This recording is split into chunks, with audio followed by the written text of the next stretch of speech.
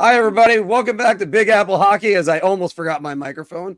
And we've actually got a huge show for you guys tonight. A lot to get over. We're going to talk about more ramifications from the Erik Karlsson trade. And Jim Dowd, Stanley Cup champion, will be joining us. I, of course, am your host, Marc Williams, proud son of Bob Williams. Dad, happy birthday today.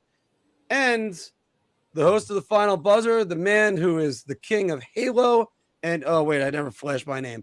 The king of Halo and and the Legend of Zelda, the guy who I go for advice, Mr. John Polkowski.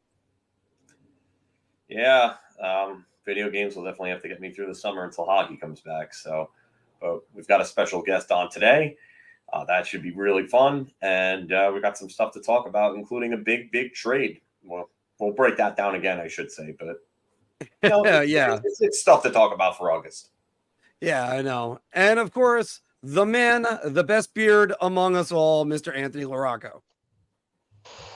Yeah, a month away, almost a month away from the start of training camp. It's an awesome thing, and hopefully this month goes by quick, and hockey can be even closer to being back. But we got a good show. I'm looking forward to having Jim Dowd come on, and Marc, please, Jim Dowd, not Nick. Refrain from making one of your name errors. I will make sure. Fortunately, his. Oh God, Marc, did you mute yourself? Yeah, you're having a little bit of audio difficulty there. Oh geez, yeah. All right, I moved. How about now? You guys good? Yeah. I moved my mic. I moved my mic. It's got like a hairpin trigger, so it's a little bit. But no, I usually say the dad's name, thinking about the kids, because I'm ancient. But in this case, it's not so much of a problem. Everybody, don't forget always to like, share, and subscribe. If you haven't done it, we are everywhere: YouTube, Instagram, and we're going to be a lot more places very soon. Also, don't forget. I can handle single syllable names. I didn't call him Justin. That's always a good thing. Don't forget Big Apple Hockey trucker hats that are available. We're going to have a subscribers giveaway weekend for Islander stuff, Ranger stuff, and like this one right here.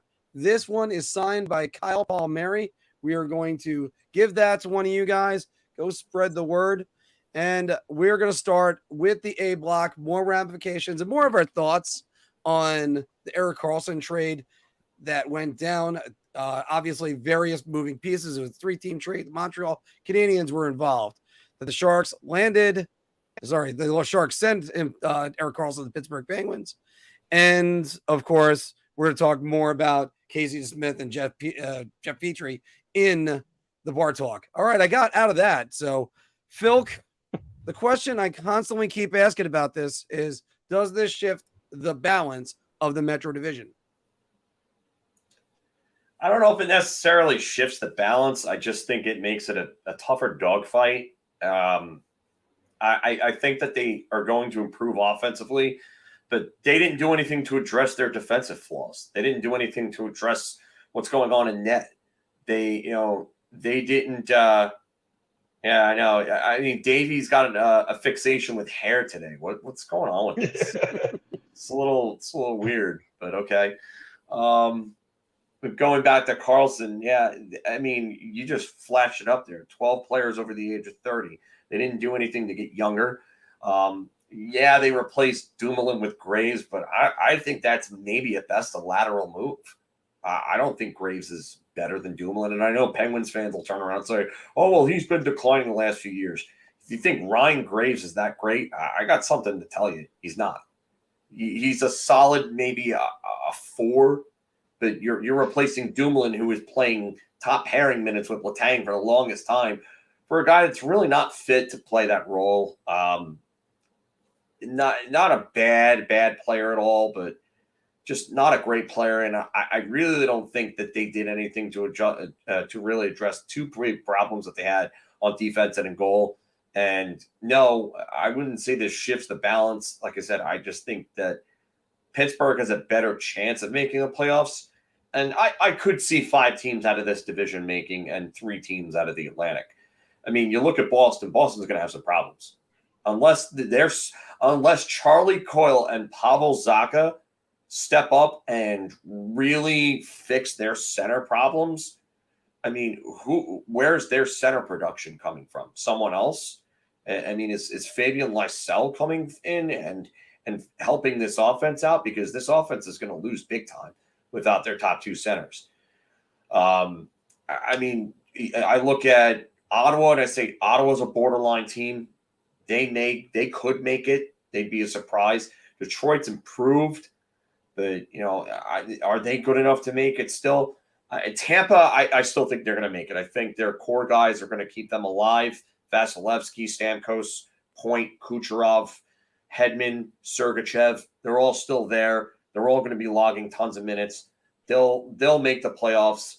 They're one of the teams. Toronto's going to make the playoffs still. Toronto's probably going to win that division, if you ask me. But I think once they get to the playoffs, that's when their problems will rear their ugly heads again.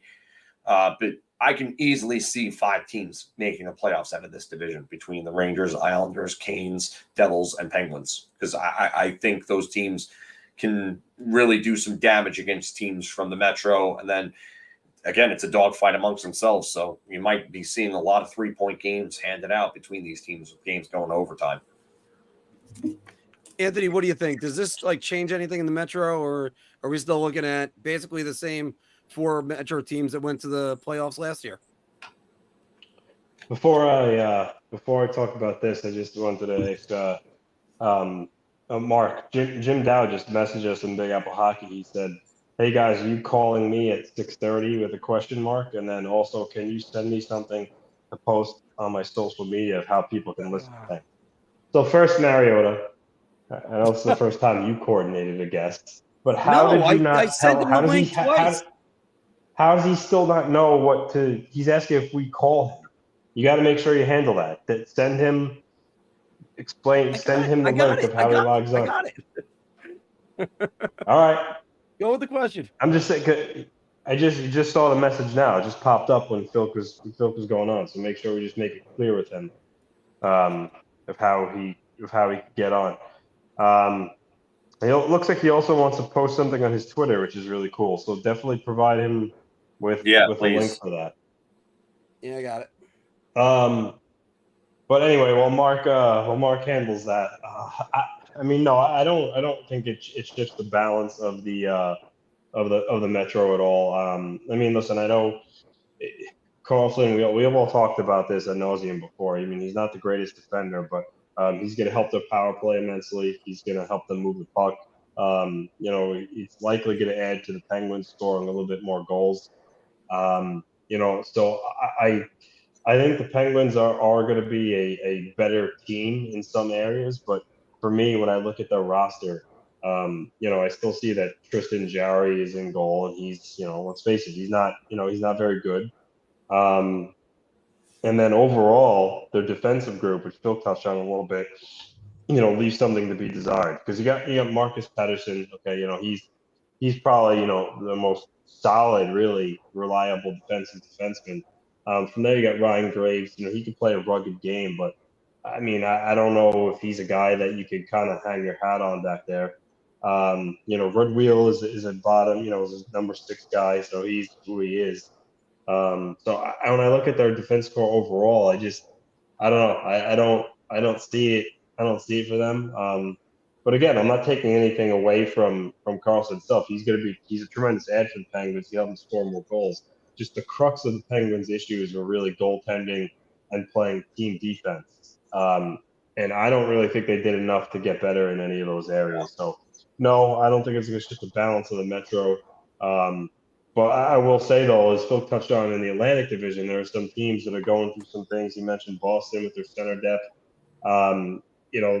So it might be a little bit of a struggle there. Could Pittsburgh grab, let's say, a wild card spot from Florida, who made it last year? It's certainly possible. They could have done it this past year if they would have beaten the lowly Blackhawks. So it's certainly possible to get in a wild card. I just don't see the Penguins finishing in the top 3. I think if they get in, it will be a wild card. And a lot of it will also depend on, if Buffalo and Ottawa, Detroit, if those teams take the next step too, because if they do, then they're going to be in the mix to steal one of those last wild card spots. So we'll see how it shakes out. Great deal for Kyle Dubas overall. I mean, I think he won the trade by far, but I don't know if it's going to push the Penguins into being like a guaranteed playoff team.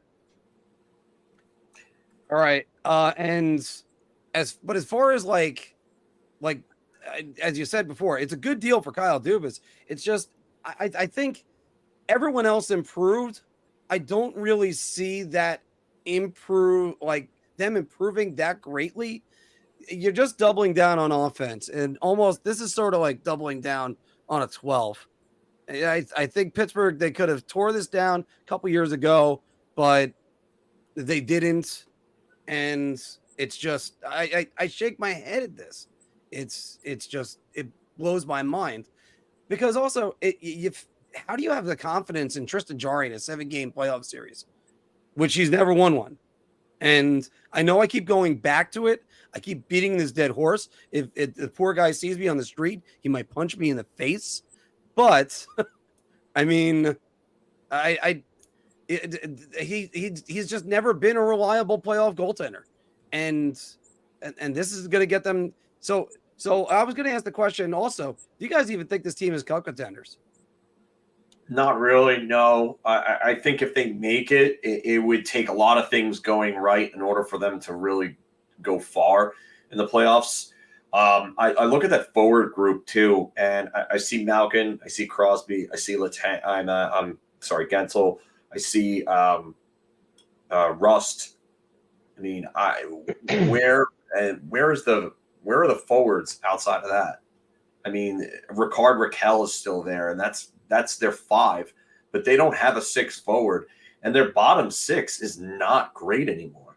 Like a lot of the depth pieces that they've had over the years are gone. Take a look at that bottom 6, and does that really excite you as a Penguins fan, or put fear into you as a rival player? I mean, it does 10 years ago. Rem Pitlick. I mean, Lars Eller is a good pickup, but I mean, you're not really going to count on him to give you much offensively. He's starting to decline in that aspect at 34 years old. Achari's decent. Matt Nieto's a nice little pickup. I like Nieto. He's a tough player to play against because he just plays hard and fast and just somebody you don't like playing with. But Jeff Carter is like, I feel like Jeff Carter is like in the Not Another Teen movie or the spoof movie, whatever it is, where they're spoofing Rocky and they punch the old guy and he turns into dust. That's what I feel like is going to happen with Jeff Carter because he's just that old and he's just decrepit. And he's slow and his body is just taking the abuse over time. He didn't age like someone like an Eric Stahl or obviously, I'm not even going to say Jaromir Jagr because no one normally ages like that. But like just someone who aged well into their late 30s and was still like a somewhat effective player. Carter's really not effective anymore. So I don't trust Pittsburgh forward group either. It's not filled with a lot of great defensive stalwarts. And again, we're going to talk about defense. Pittsburgh did not address team defense in these pickups, aside from maybe Lars Eller. So I'm not really excited about that group, and I don't think that they're really a cup contender. I think if they make it, they're probably a wild card team. They're probably just getting in by the skin of their teeth.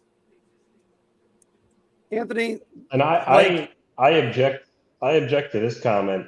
It's an easy fix in getting another goalie. If that was the case, I think they would have done that. The fact that they went back with Tristan Jarry just goes to show that the market didn't allow for them to get a good viable starting goaltender. The market this year was for starting goalies in the free agent route wasn't there at all.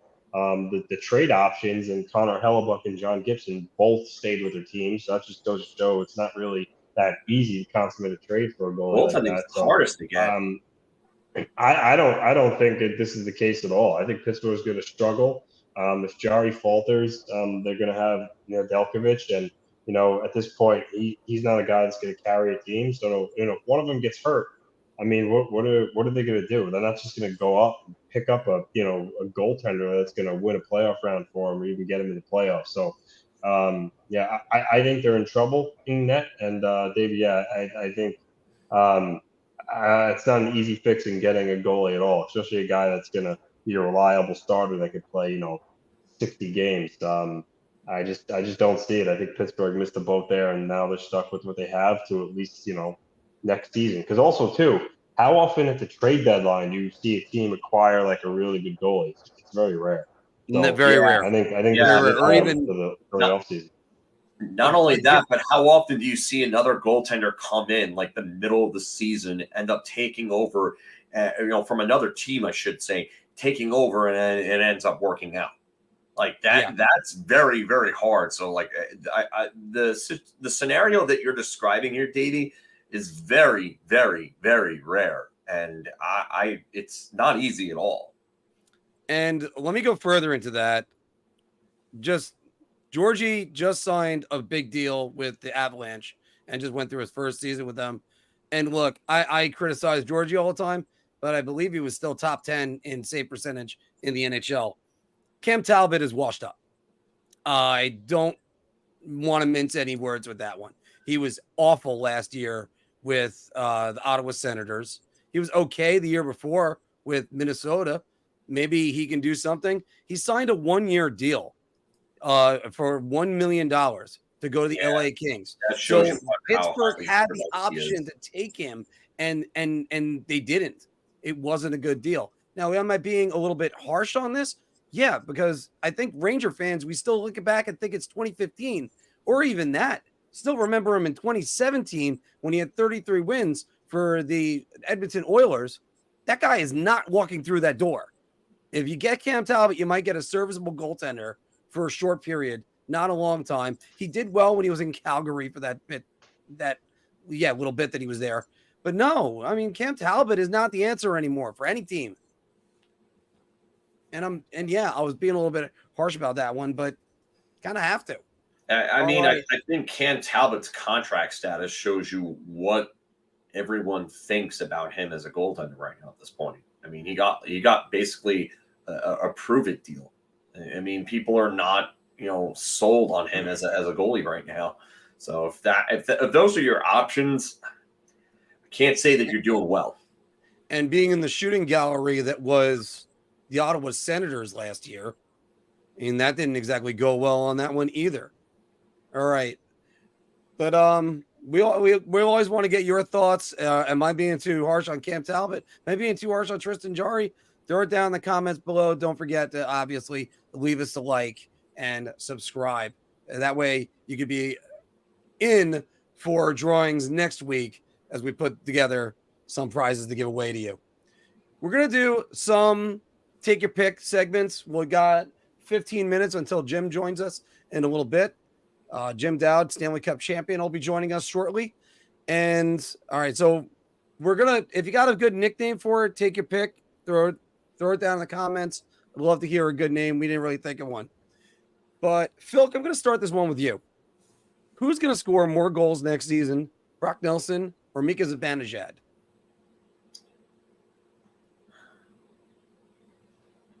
I'm going to say this is probably about a wash. I think they'll both score around about 35 goals, I would say. I think Zibanejad's probably going to have a significant amount more points because he's a better playmaker, better offensive player overall. But I could definitely see these guys both scoring around the same amount of goals, 30, 35 in that range. I would say closer to 35. Anthony, who do you think is going to score more? Just like I told you, Mark, I tried to make these really tough where it's going to be real close. And I agree with Phil here. I mean, Nelson, oddly enough, the last 2 years, he seems like he's getting better. I think he's right around 35 goals. Zibanejad has the capability of scoring, 40 plus. Nelson has the slight edge over the last 2 years, but I think it's going to be even. I hate to take the easy way out and kind of say even, but I think they're both around 35 goals. Maybe one scores closer to 40 or even reaches 40, but I mean, look, they're both going to get top power play time. They both get a lot of minutes during the game, so they each have the affordability to reach those numbers. So I think it's going to be a toss up here. It's called take your pick, guys. So I'm taking a pick. So I'll be the bold one, and okay. I'm gonna say it's Brock Nelson. I do have two questions here. Does Bo Horvat on power play 1 take away some opportunities for Brock Nelson to score? And also, how is Mika Zibanejad's one-timer going to be? If that one-timer is on, and forget it, 45 goals for him if that one-timer's on. Yes. And let's say it's on goalie stop it, that you got Chris Kreider cleaning up. I mean, he's got a rebound from that. Very bad. You got to put in for Mika Zibanejad is, do they actually keep him in that Ovechkin office and not put him in the bumper and put Panarin there? Because if they keep him there all year, then that's probably going to be closer to 40, maybe 40 plus for Zibanejad. Yeah. And I think that's the best way to go for me on Mika. Though Brock Nelson's going to get his goals. I think he's scoring 30 again. Oh, he's I say Nelson's a lock for 30. I think it's 35 or plus. Does he actually reach 40 is really the question. That is the next plateau for him. Anthony, who scores more points this season? Tampa Bay Lightning, Nikita Kucherov, or the Toronto Maple Leafs, Mitch Marner? I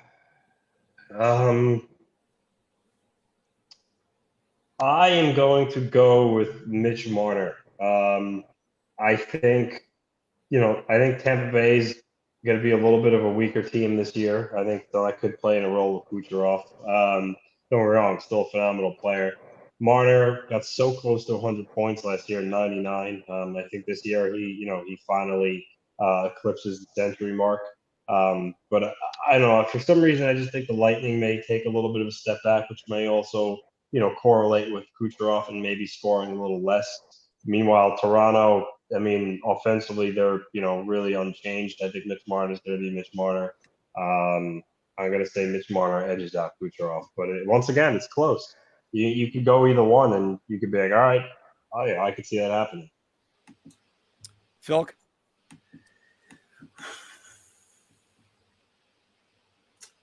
This one's tough.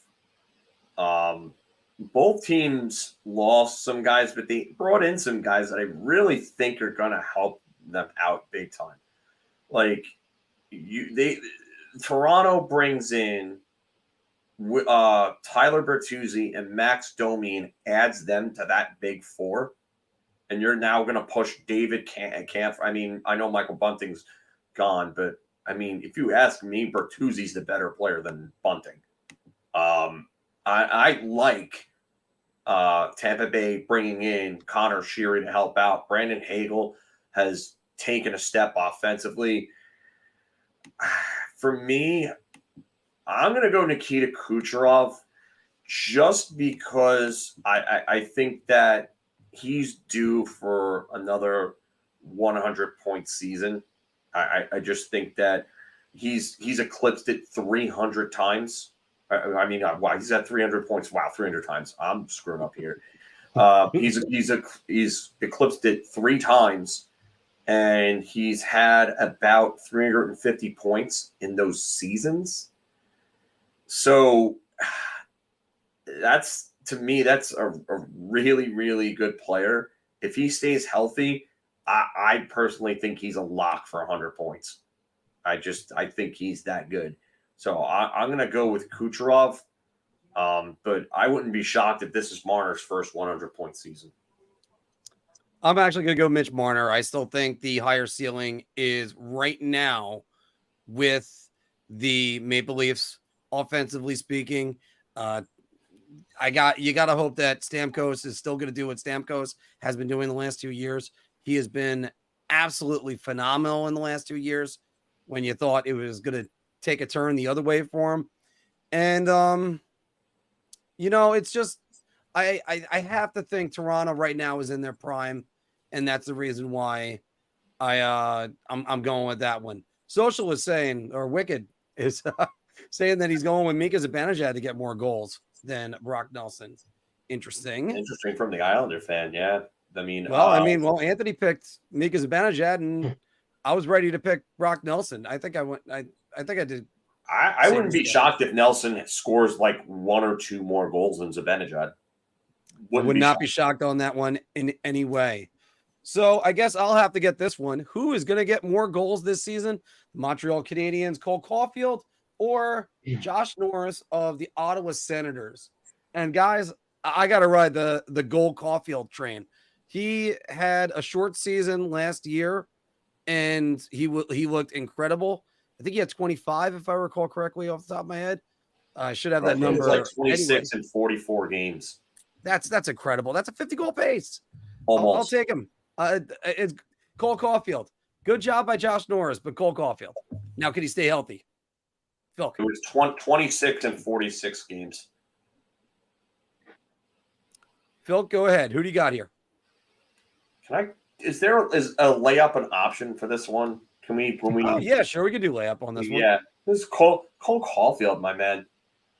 Norris had a 30-goal season, 2 years ago, I think it was? 35. It was 35, yeah. But it was 2 years ago that he had that. But Caulfield is one of the best pure goal scorers in the league. And people don't realize it yet, but this guy's an elite level goal scorer. And if he would have stayed healthy, he would have had about 45. He's going Norris. And I don't think Norris is on that level, buddy. I'm sorry. Norris is a very good player. Don't get me wrong, and I would love to have Josh Norris on the Rangers. But Cole Caulfield is just by far a better goal scorer. You see the instincts, the shot, the hands, the ability to finish, plays in general. Just the edge is clearly lopsided in Caulfield's favor. I don't know how anyone could say Norris in this. Sorry to Josh Norris. No offense to him, but Caulfield's just ridiculous.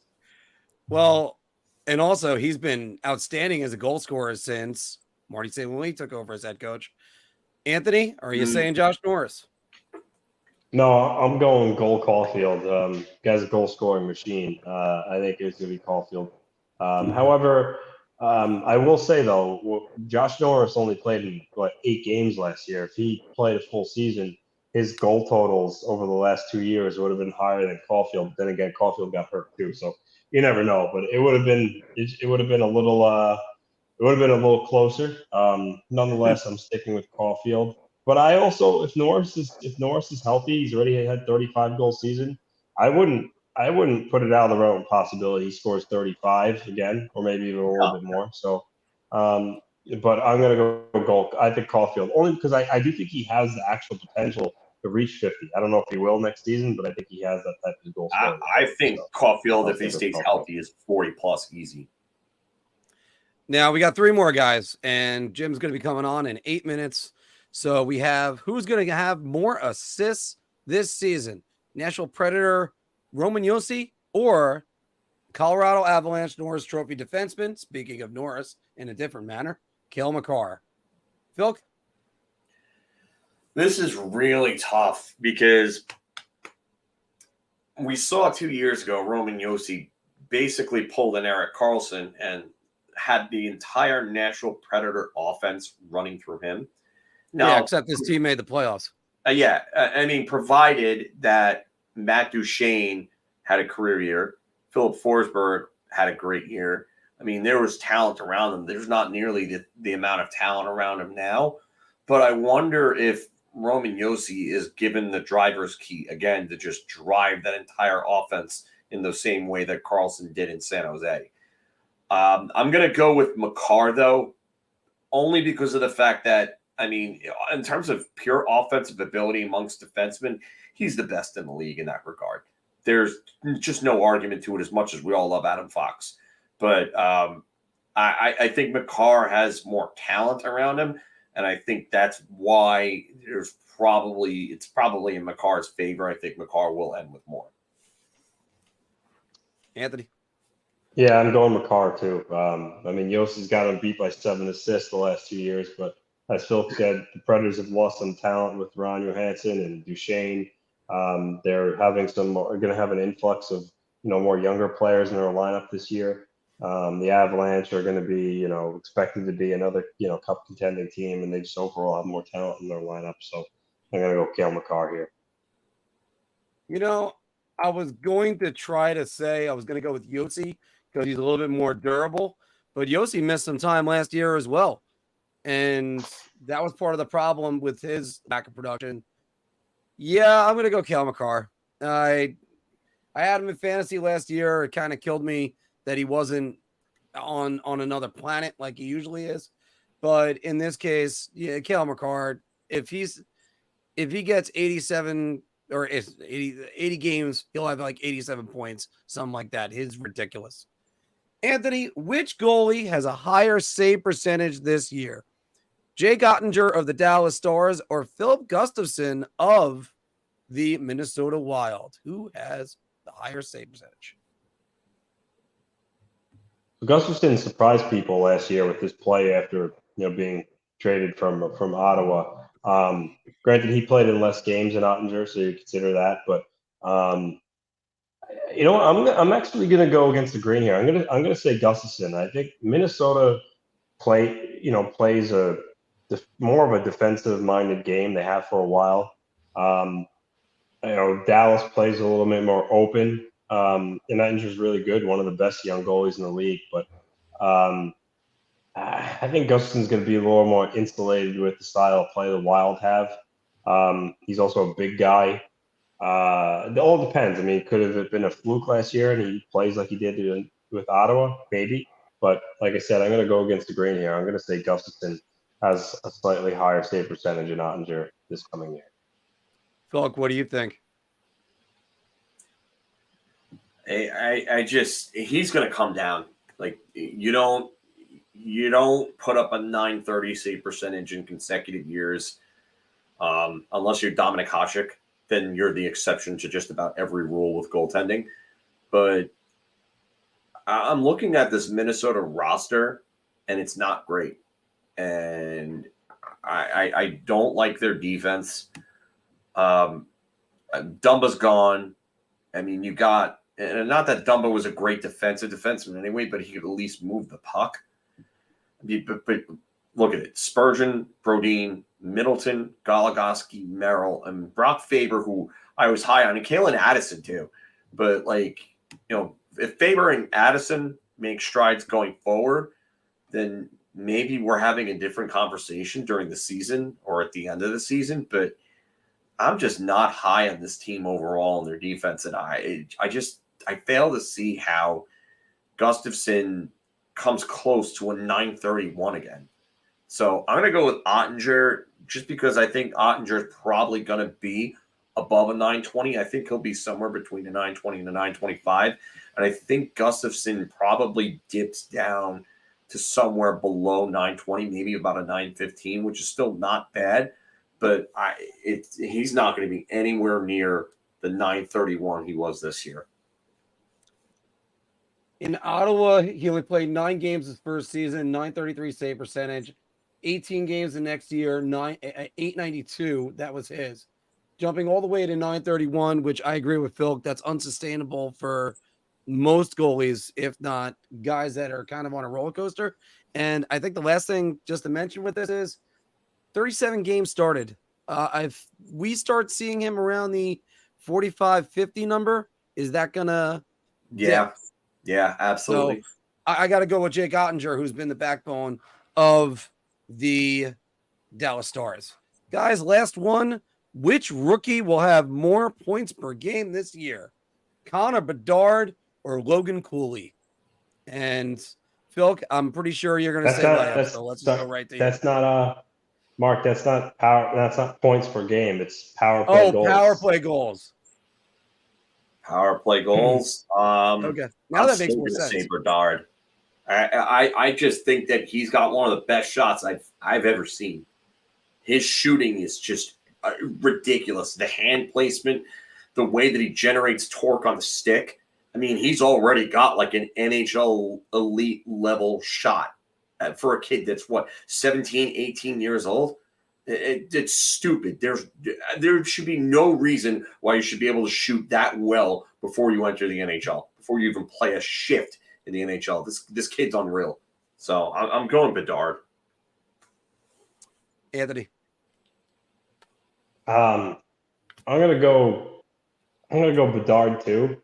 But keep in mind, though, I think in terms of the actual power play unit with talent, I mean, the Coyotes, he could possibly play with Clayton Keller, Jordan Schmaltz. Nick Schmaltz. There's guys. Nick Schmaltz. There are guys on the Coyotes that they could put Cooley with on a top power play unit, whereas Bedard, Taylor Hall. I mean, who are the other guys on the Blackhawks power play unit that? You know what you're trying to say here? I don't know. I think the Coyotes may be able to put together a better 5-man unit, which may lead to more points. More power play goals. But I'm still going to go with Bedard. I just wanted to kind of throw that caveat out there. I'm going with Bedard because I think he's going to be their number one option for the power play. You were talking about their options. Philip Kurashev, okay. Corey Perry in front of the net. You got Nick Foligno, Taylor Hall. The best option. Seth Jones. Best option is Connor Bedard. I think that entire team is going to be built to run through him. And the only thing is growing pains. What's going to really happen?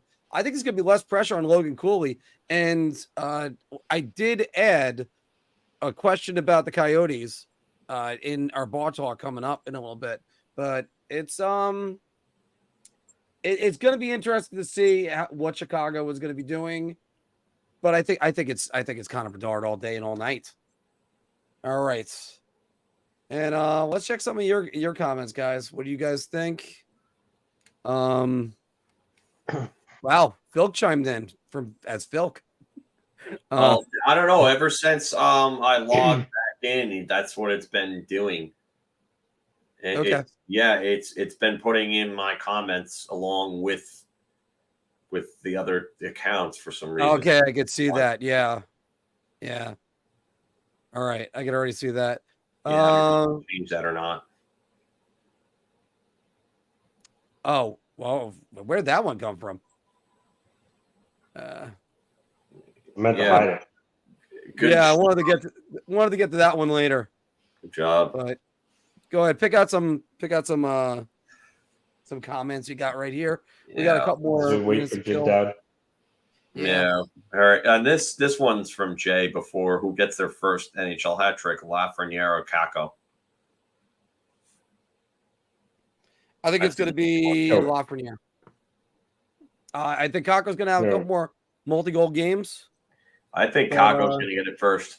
I think he's probably going to earn that spot on that top six on the right wing, and we're probably going to be looking at him playing bigger minutes. Kako too.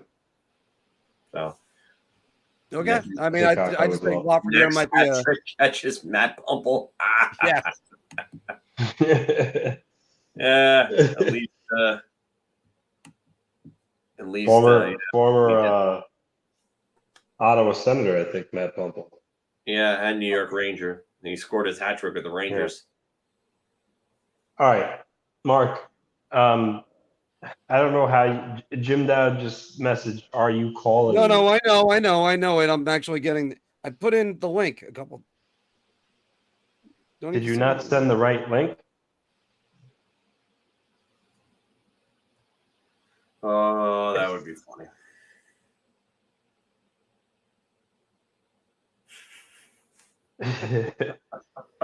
Oh, Mark. Oh, he cracks me up. Keep talking. He's like he reminds me of Jackie Gleason from The Honeymooners. He's just kind of like a bumbling fool. I mean, he's lovable, but that's kind of what he is. Oh man, he's like Peter Griffin in Family Guy. A little bit, but I'm I'm excited to have Jim Dowd on. He had a long career. Played, I think, 19 seasons in the NHL, and you play that many seasons in the NHL, you're doing something right. Especially for especially for like a bottom six forward to have that longevity. It just shows you're good at what your role is on the team. Because normally, bottom six forwards like that sometimes don't play as long. So yeah, not only that, but the toll the type of game that he plays takes on your body, just that's a lot, man. It's a lot. Not only absolutely that, but is. you from I would say 2001 through like 2004, like those 4 years there, he was a real good bottom six player for like those 4 years. Really, really good player there. Especially that 1 year in Minnesota. And 43 points, 13 goals. I think that was good for third. Yeah, he was third on the team in scoring that year behind Gaborik and Brunette. Which is crazy considering some of the guys that he outscored on that roster. Yeah. I mean, he outscored Sergei, who's not with us anymore, Sergei Zholtok. I mean, Antti Laaksonen. Like Richard Park, he outscored. Philip Kuba, who I think had a 40-point season as a defenseman. Yeah, he did. Yep. Yeah. He had 40 points in 2009 with Ottawa. That was his big year. And he had only scoring 8. He was scoring 8 goals the following year for a guy that plays maybe on the fourth line. 8 goals. He was drafted 17 spots ahead of Theo Fleury. That's an interesting one. 17 spots ahead of, and he was one of the captains on that team. He also scored a big goal in the Stanley Cup Finals. It was game 2. Scored an overtime winning goal. Well, speaking about which, we can ask him ourselves right now, because we got right here a fan of Big Apple hockey and the pride of Brick, New Jersey, Mr. Jim Dowd. Jim, how are you doing today? I'm doing excellent. Hey, just had some great appetizers from Prime 13 down here in Point Pleasant Beach, New Jersey. Steakhouse at the beach. Nice. That sounds good. I'm jealous. My buddy owns it, but it really is the best steakhouse there down in Point Pleasant Beach. Oh, that is awesome. Never been, but if I head down there, definitely try it out. Yeah, definitely. You got to do a show down here at a Jenkinson's. I'll hook you up. All right. That sounds like good. Oh yeah, it'll be great. So hey guys, thanks for having me on the show, man. How you doing today? Everything's going great. Good. Jim, I'll start you off with this. Let's start with the beginning of your NHL journey. 1987, you're drafted in the 8th round. I just said, and you're drafted by the New Jersey Devils, your home state.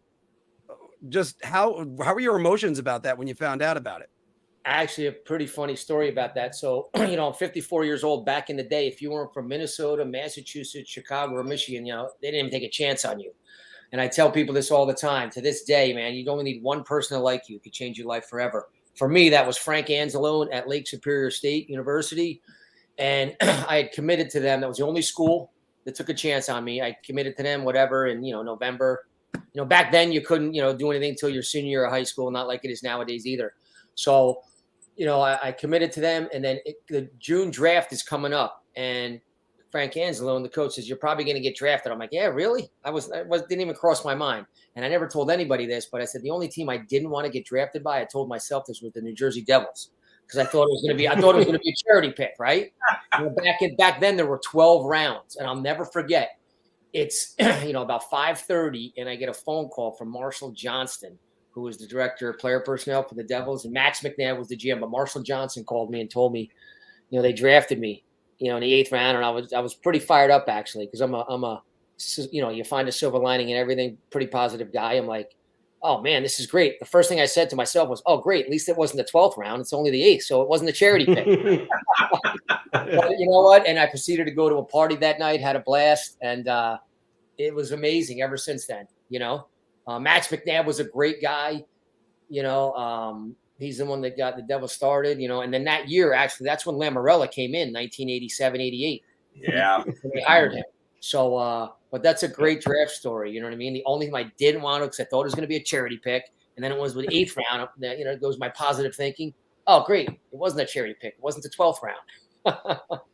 As I actually just mentioned before you got on, you were drafted ahead of Theo Fleury. Yeah, that's the only, and he's a great friend of mine. I talk to him every day almost. You know, he's awesome, man. I love that. Oh, that's great. Yeah, and he and I'm pretty sure I outlasted everybody from the 1987 draft. If you look back, I lasted the longest. Didn't play the most games, but I lasted the longest. But yeah, he was after me. You know what I mean? And again, That's back awesome. then, listen, I try to tell people all the time. They ask me, what are some of the best players you played with? I said, you know what? Theo Fleury, man. That kid, he got stuff done. And if you never met him in person, if you have met him in person, you're going to be like, holy cow, how did he play? Like, I'm 6'1", and I was small back in the day. You know, there's more younger guys than ever. There's more undersized than ever guys playing now, but there's still a ton of huge guys. Back then, man, it was just those guys were beasts. You know, just some big boys. And to do what he did, unbelievable. He should be in the Hall of Fame as far as I'm concerned. I agree there. Definitely. Yeah. I agree there. I mean, he's an incredibly talented player. He got stuff done. Now, Jim, you mentioned Lou Lamoriello before, and we all kind of get a kick out of Lou with all the facial hair and no high jersey numbers, and we always kind of joke around and make like mafia jokes about him and being a don. But what kind of funny stories can you tell us about Lou and interactions you had with him? He seems like he's a very regimented, particular guy.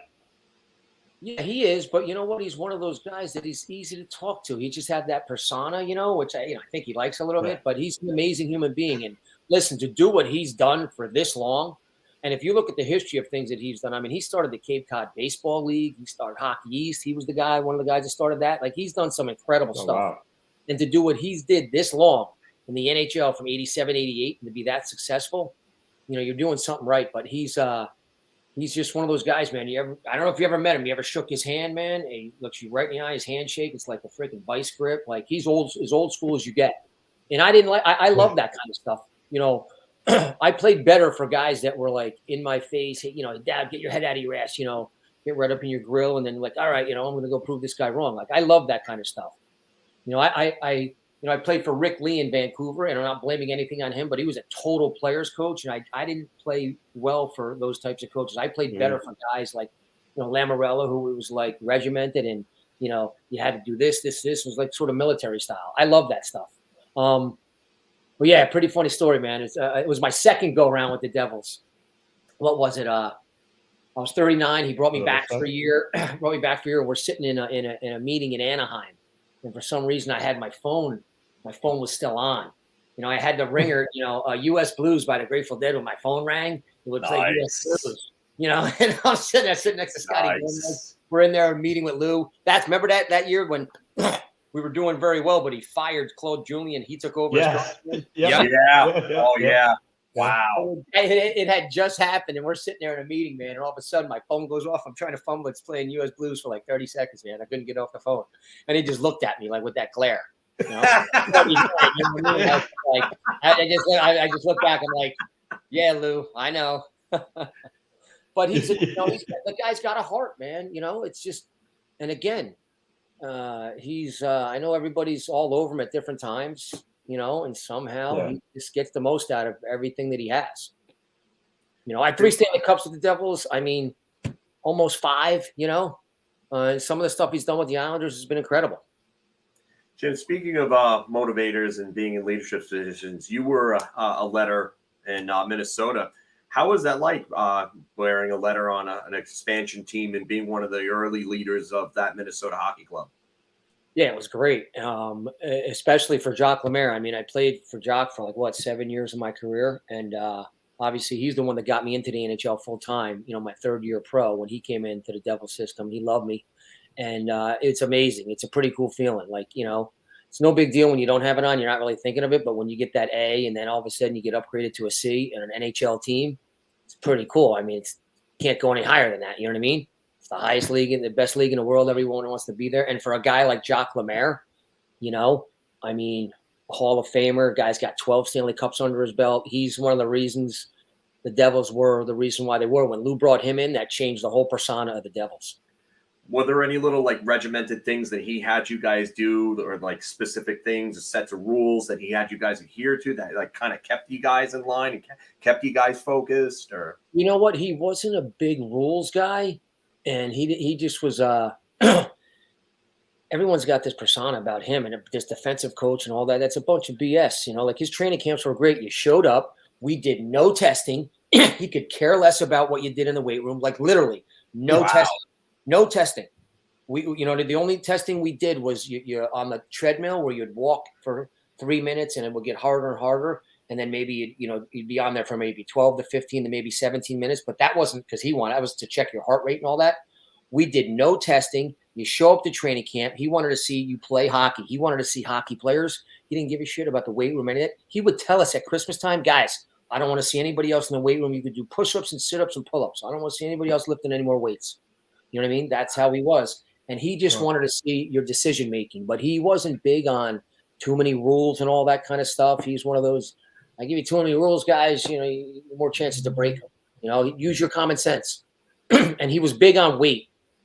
The only thing he really cared about was he tracked your weight. And as the season went, when you were playing really good, he watched what your weight was. And when you were struggling a little bit, he'd go right to your weight. That's the only thing he really cared about. Wow. And you could do whatever you wanted with him, man. Just make the right hockey decision. Just make the right. I'm just turning my phone off here. Make the right hockey decision. That's what he was all about. I'm still convinced that he can go to the worst team in the league right now, and they'll be a playoff contender.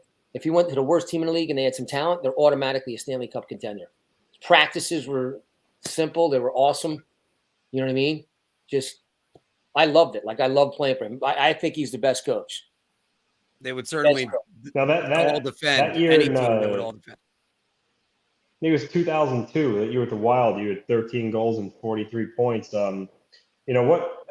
What do you remember about that year that you saw that drastic increase in scoring? Because that's a real impressive year. I know when you were in college, you put up, I think, like a 92 or 95 point season in the NCAA. But in Minnesota, 43 points certainly isn't anything to sneeze at. Do you remember who you played with, or what do you attribute to, you being essentially almost like a, top six forward with putting up those points? Yeah, you know what? He was actually, my line was me, Matt Johnson, and Andrew Burnett. Think about that. Matt Johnson. And John, don't tell Raider fans about Matt Johnson because they got bad memories of him. I know, man. I got a great story about that though, because Matt, to this day, Matt's one of my best friends, and he went through some struggles everybody knows about. He's one of the best guys you'll ever meet, and that affected him. We'll talk about that a little later on in the show. The whole that affected him for the rest of his career. But Jacques Lemaire was obviously, you see the teams we had on the Devils. Our so-called fourth line was Randy McKay, Mike Peluso, and Bobby Holik. I mean, come on, unbelievable line. But yeah, going back to what you said there, I was a scorer my whole life, signed pro, got up. I was a leading scorer in the minors, got one game up my first year, got sent back down. Second year, got one game up, got sent back, was still leading scorer. They used to call me up for the power play. But then when I got up my third year, when Lemaire came in, I sort of had an offensive role, but I was third line, second power play unit. And then all of a sudden, guys, you just got to figure out, do you really want to play in the NHL? And so many guys were done at 24, 25, 26 because they had, an ego. You know what I mean? I didn't care if I was on, hey, I'll play on the fourth line for 10 years, 12 years, But going back to that year in Minnesota, I was on, the power play and, we rolled the four lines and Andrew Burnett. That guy just got points his whole career. So it was me, Andrew Burnett, and Matt Johnson. And it was a great line.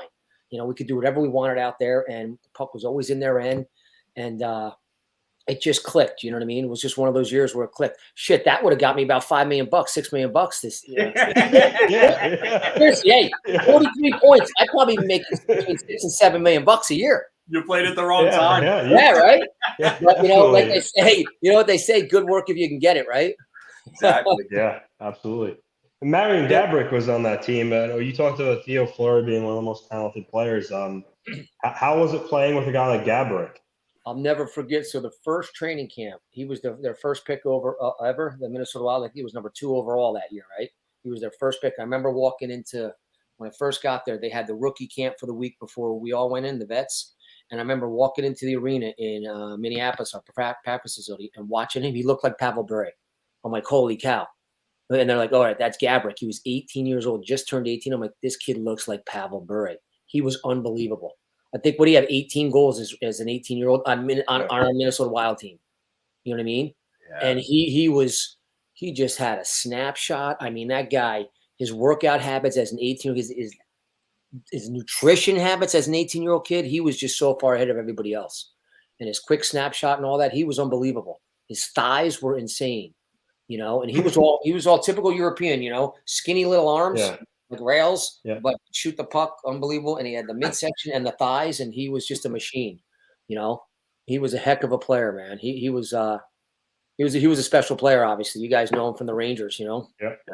And the only reason why the Rangers signed him, he had 5 goals that one game against the Rangers. Don't remind me about that game. Yeah. Oh. That's why you got him, though. Yeah, exactly. Yeah, and you know, one of those, I think that was the game, one of those goals, he got upended, and he basically did like a flip in the air. That was crazy. A great guy, great teammate, great guy, just, you know, awesome. You know, and that's the reason why we got Matt Johnson. Back in the day, hockey was a little different. You know what I mean? Yes. That's the reason why we brought Matt Johnson in from Atlanta. Jim, were there any certain like players or arenas that you got really amped up to play in or play against? Well, the Garden's always good because it's the Garden, you know, and you know, I'm from Jersey. I love Montreal Forum. Anywhere in Canada, the Montreal Forum and the old Montreal Forum, which the new one, Bell Center's, it's a replica of it, so they did a great job with that. But the old Maple Leaf Garden and Chicago Stadium, and the old Boston Garden, all the original 6, by far they're old ones. You know what I mean? The old Boston Garden was incredible. You know, the old Chicago Stadium was incredible. Maple Leaf Garden, you know, the Montreal Forum, you know. Joe Louis Arena was probably, you know, the worst one out of the original 6, but it was still cool because it's an original 16. But Montreal was the best, man. I love that place. It's like, you know, New York Yankees, you know, Dallas Cowboys, Steelers, Celtics, Lakers. You know what I mean?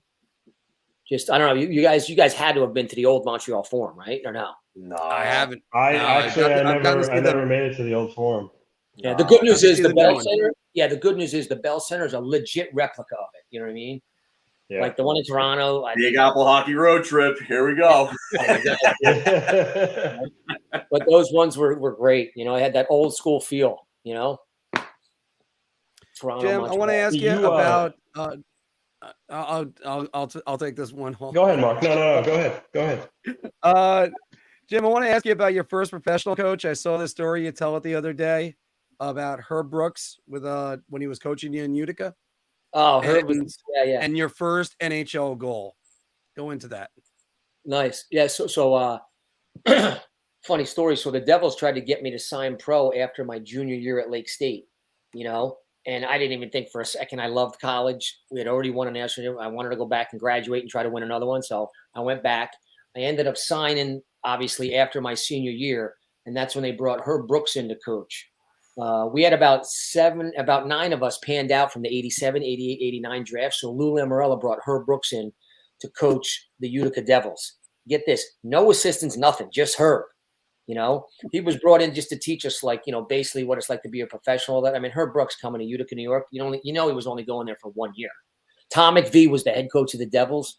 It's pretty funny how much hockey's changed. They both hated each other. McVie, and Tom McVie was old school Canadian. Like, he didn't like college kids. You know what I mean? We were a college puke then coming out and all that. And then Herb's there. So Herb was our coach. And again, no assistants, nothing. Warren Strelo, who was the goalie coach for the 80 Olympic team, they're best friends. He would come in every now and then to work with the goalies. But Herb was awesome, man. I was like, all right, I'm getting down to the minors. I'm like, all right, I'm going to play for Herb Brooks. This is going to be great. But he really is, you know, one of the most amazing human beings I've ever met, man. He would sit and tell stories because he's in Utica, New York by himself. He would sit and tell stories for, you know, hours after practice and stuff. It was pretty hilarious. And he was just so far ahead of the game, man. Everything he was doing back then is how hockey is now. I mean, look at back when he coached the Rangers, when they had Rayo Ruotsalainen and all that, the stuff he was doing when they were laughing at him, that's how hockey is now.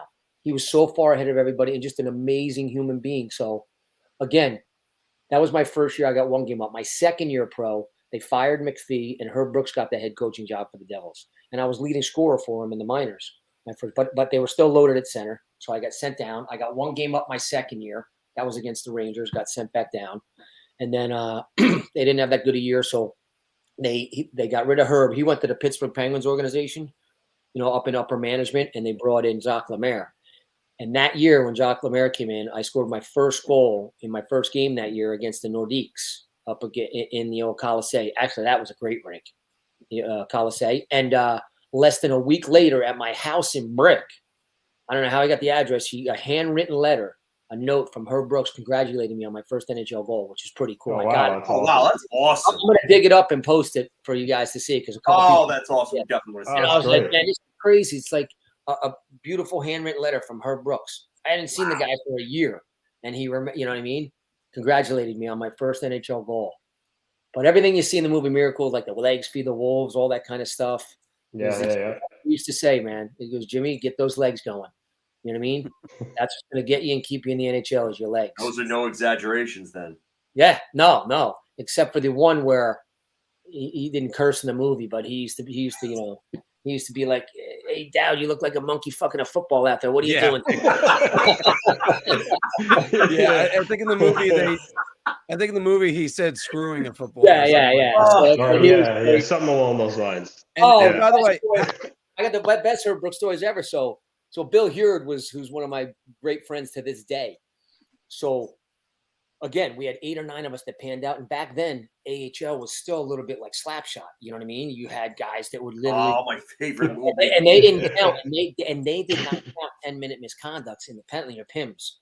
Like these guys were getting legit 350, 400 penalty minutes a year, and they didn't count the 10-minute misconduct in those. So we had Bill Hurd, Brent Severin, Jamie Huskeroff. I mean, it was, you literally had, 7 to 8 guys that get 70 to 100 points, and you had, 5 to 7 guys that beat the shit out of anybody. That's how it was. Bill Hurd and I, the first time I ever saw the Allman Brothers. So it's in 90. My first year pro in Utica, the Allman Brothers are coming to the Utica Odd. So after practice, me and Huey, Bill Hurd, were like, all right, we're gonna grab quick lunch and come back and hang out. You know what I mean? We're gonna get in, and we're hanging out with the roadies and all that. And next, we got some beer in the locker room. Who pops in? Herb. So we're sitting with Bill Hurd and Herb Brooks, man, and we sitting there getting ready to watch the Allman Brothers. It was freaking great. It was unreal. Oh, that's fantastic. And it was like, they played blues. They opened up a Blue Sky for like 17 minutes. I'm like, this is awesome. What a concert. Yeah, Herb Brooks, me, and Bill Hurd with a case of beer in the locker room, talking freaking Allman. Wow. Not many people know that story, so hopefully this will go viral. But yeah, he was just an awesome guy, and the way he carried himself and looked was spot on. You know what I mean? He was very professional. Awesome. Now, Jim, I want to get into obviously your game 2 winning goal in the Stanley Cup Finals and winning the cup. But first, I'm the only Islander fan on this panel. I know you played 3 games for the Islanders. I was here for 2 weeks, man. Yeah. What was, and that was the dark ages for the team. You're talking, Milbury and just ownership revolving door. What was your experience on Long Island for those 2 weeks, and with Milbury and playing with a guy like Ziggy Palffy? I think that was his last year there before they traded him. You know what? That was so they say your first trade's the hardest, right? Especially a college kid. So I had all the success early on with the Devils, and then I got traded from the Devils to Vancouver. And like I said earlier, I played for Rick Lee, and I'm not blaming him. I always took ownership. I just didn't play well. I didn't feel comfortable the whole time there. I finished the season out. I went back to training camp, and I just mentally, I look back on it, I just wasn't mentally ready. Nobody else's fault but my own. And then it was like a swap. Like they were putting me on waivers, and the Islanders were putting Alexander Seamack on waivers. So like the Islanders picked me up, and the Canucks picked Seamack up. So I'll never forget. I met the Islanders in San Jose for opening night, and I actually scored a goal on Chris Terreri. And remember that bullshit rule: if someone had their toe in the crease, it was no goal. Oh, yeah. And this is how much it's different. Like if that goal counts, maybe it's different there. But they didn't count it, and I ended up playing 3 games. I played like shit. Again, my mind, I wasn't mentally prepared. You know what I mean? So I went through a little blip there in my career for a couple years after having all this success. Signing 2 nice contracts, winning a Stanley Cup, getting the game-winning goal. I had to go back to the minors and get my head out of my rear end. And but the Islanders, it was I mean, everybody knows what happened there. It was a crap show for a little bit, and it just didn't work out. You know what I mean? 3 games, I think I played for. They had that 3 games in 2 weeks. Oh, you know what? And Travis Green was holding out too, so that was probably he signed right after I got there. He signed. Oh, I remember. So, Yeah. But in their defense, like I said, in the Millbillies, I didn't play well. You know what I mean? And I wasn't mentally prepared. I did a lot of soul searching and resurrected my career and ended up playing from 28 to 40, 12 straight years without a day in the minors after getting my head out of my rear end. Speaking of rule changes, so you played in both the pre-cap era and the post-cap era. And obviously one of the big rule changes was, the elimination of the 2-line pass. And that kind of opened up things, speed of the game kind of increased a little bit. How was that adjusting to, the pre-cap style to the after-cap style without the 2-line pass? You know what? I don't think it was a big deal because there was more and more college players coming in, and the Europeans didn't play with a 2-line pass either. And it's not that wasn't a big adjustment. You know what I mean? And I think it just made teams sit back even more. You know what I mean? Because really you didn't see many more breakaways, right? Because what's the first thing you do as a coach? You're always gonna, whatever rule changes there are, you're gonna. The team that defends the best, wins the Stanley Cup is the bottom line. You know what I mean? That's never, ever going to change.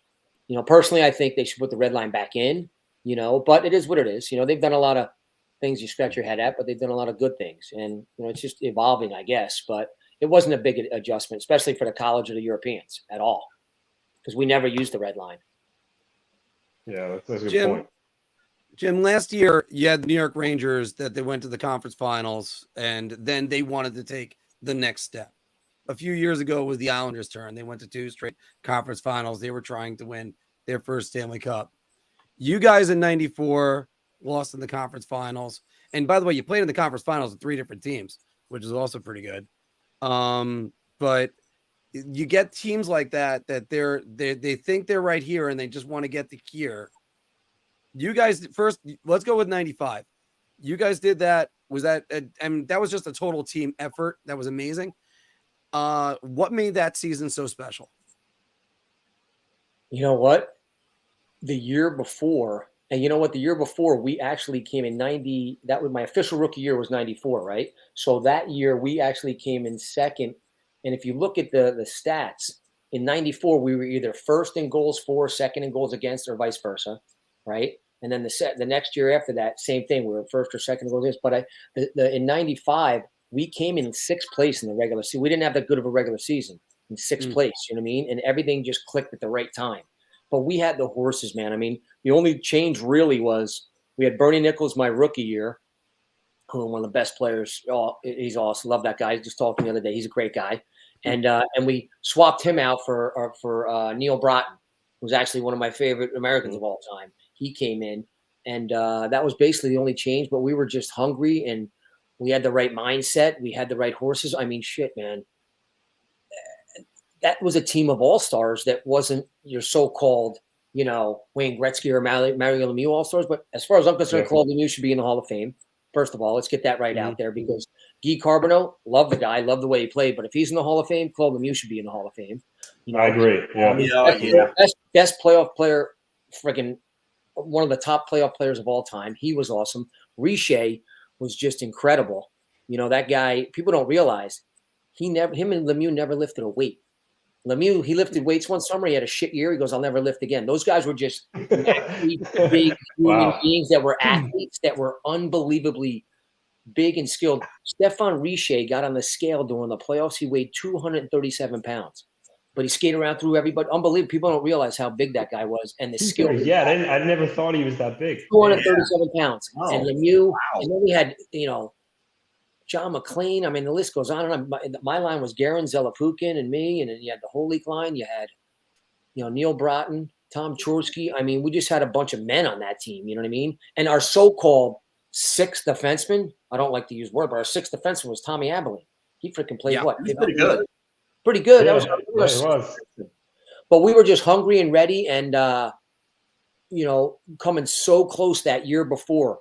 I mean, don't even get me started on Game 6 in '94 against the Rangers. I'll tell you, that was like, we were up 3-2. Won't say anything. No, but for what? For 38 and a half minutes, the Rangers had nothing going on. Nothing. We were up 2-0. And Billy Guerin comes to if you've noticed, he went to dump the puck in and he flubbed it and it didn't get in. They pick it up, pass across to Kovalev. He goes in and scores, makes it 2-1 with a minute and a half left in the second. We were done after that. We tightened up. It was unbelievable. That's probably the worst, not game 7. That loss was probably the worst loss of my career in any level. Wow. Because they had absolutely nothing going on for 38 and a half minutes. They don't score that goal, we win that game. Wow. No, but going back to your question, we were hungry and we were just on a mission and everybody was on the same page. Nobody cared we didn't look at stats. We weren't even allowed to look at the stats. They weren't even in the room. We couldn't look at stat sheets. You never had them in the room, but guys didn't even care. We had an insane bonus system back then, all team bonuses. We were making more money with our team bonuses than our salaries. It was unbelievable. And you can't do that in these days anymore. That's one other thing you don't realize that Lamorella did. Like, we had team bonuses that were insane. And so everybody, when it was like 6 minutes left and we got a shutout going, you didn't want to give up a goal because every shutout, each player got $1,000. And we were rattling off shutouts and 1-goal games, $750 for a 1-goal game win, $500 for a 2-goal game. It was insane. And it would build up and build up. So we get our those bonuses monthly. And it was like we were just on a mission. And guys didn't care who did what. We just wanted to win. And we got that taste of it in 94. And of all teams we had to lose to was the freaking Rangers. Come on. I feel you there. Oh, man, that was rough. So imagine it was like for you. Yeah. Actually, I grew up a Ranger fan. I grew up a Ranger fan till 82. Then the Devils moved here in 1982. I was 13 years old. I'm like, great. I guess I'll root for the Devils. We had no baseball, football, basketball, hockey. And ever since 94, I hate all New York teams now. Understandable. What do you think of the current Devils, Jen? They surprised the heck out of me, man. I tell you, going into last year, I said they're probably 2 to 3 years away from a serious playoff run or making playoffs. But they surprised me. We were playing with if they were 500 last year, Devils fans would have been happier than a pig and what. But they got off to that great start, and then they had a couple games where everyone thought, oh, here we go, they're going to fall, and then they got right back at it. And the first game I went to, it was Nashville. They ended up losing in overtime, but I said to myself, wow, these guys are the real deal. Like, they're a legit team, They just needed to stay healthy, which they did for the most part. They had a great run, and the key is this year they're not going to surprise anybody from day one. So that's the tough part. And the goalie situation, that's the only thing. I love their team. They're unbelievably fast. They're built for the way hockey is now. You know what I mean? Even though, look at Vegas, you still need that good all-around team defense where you don't give up anything. And Vegas didn't give up anything.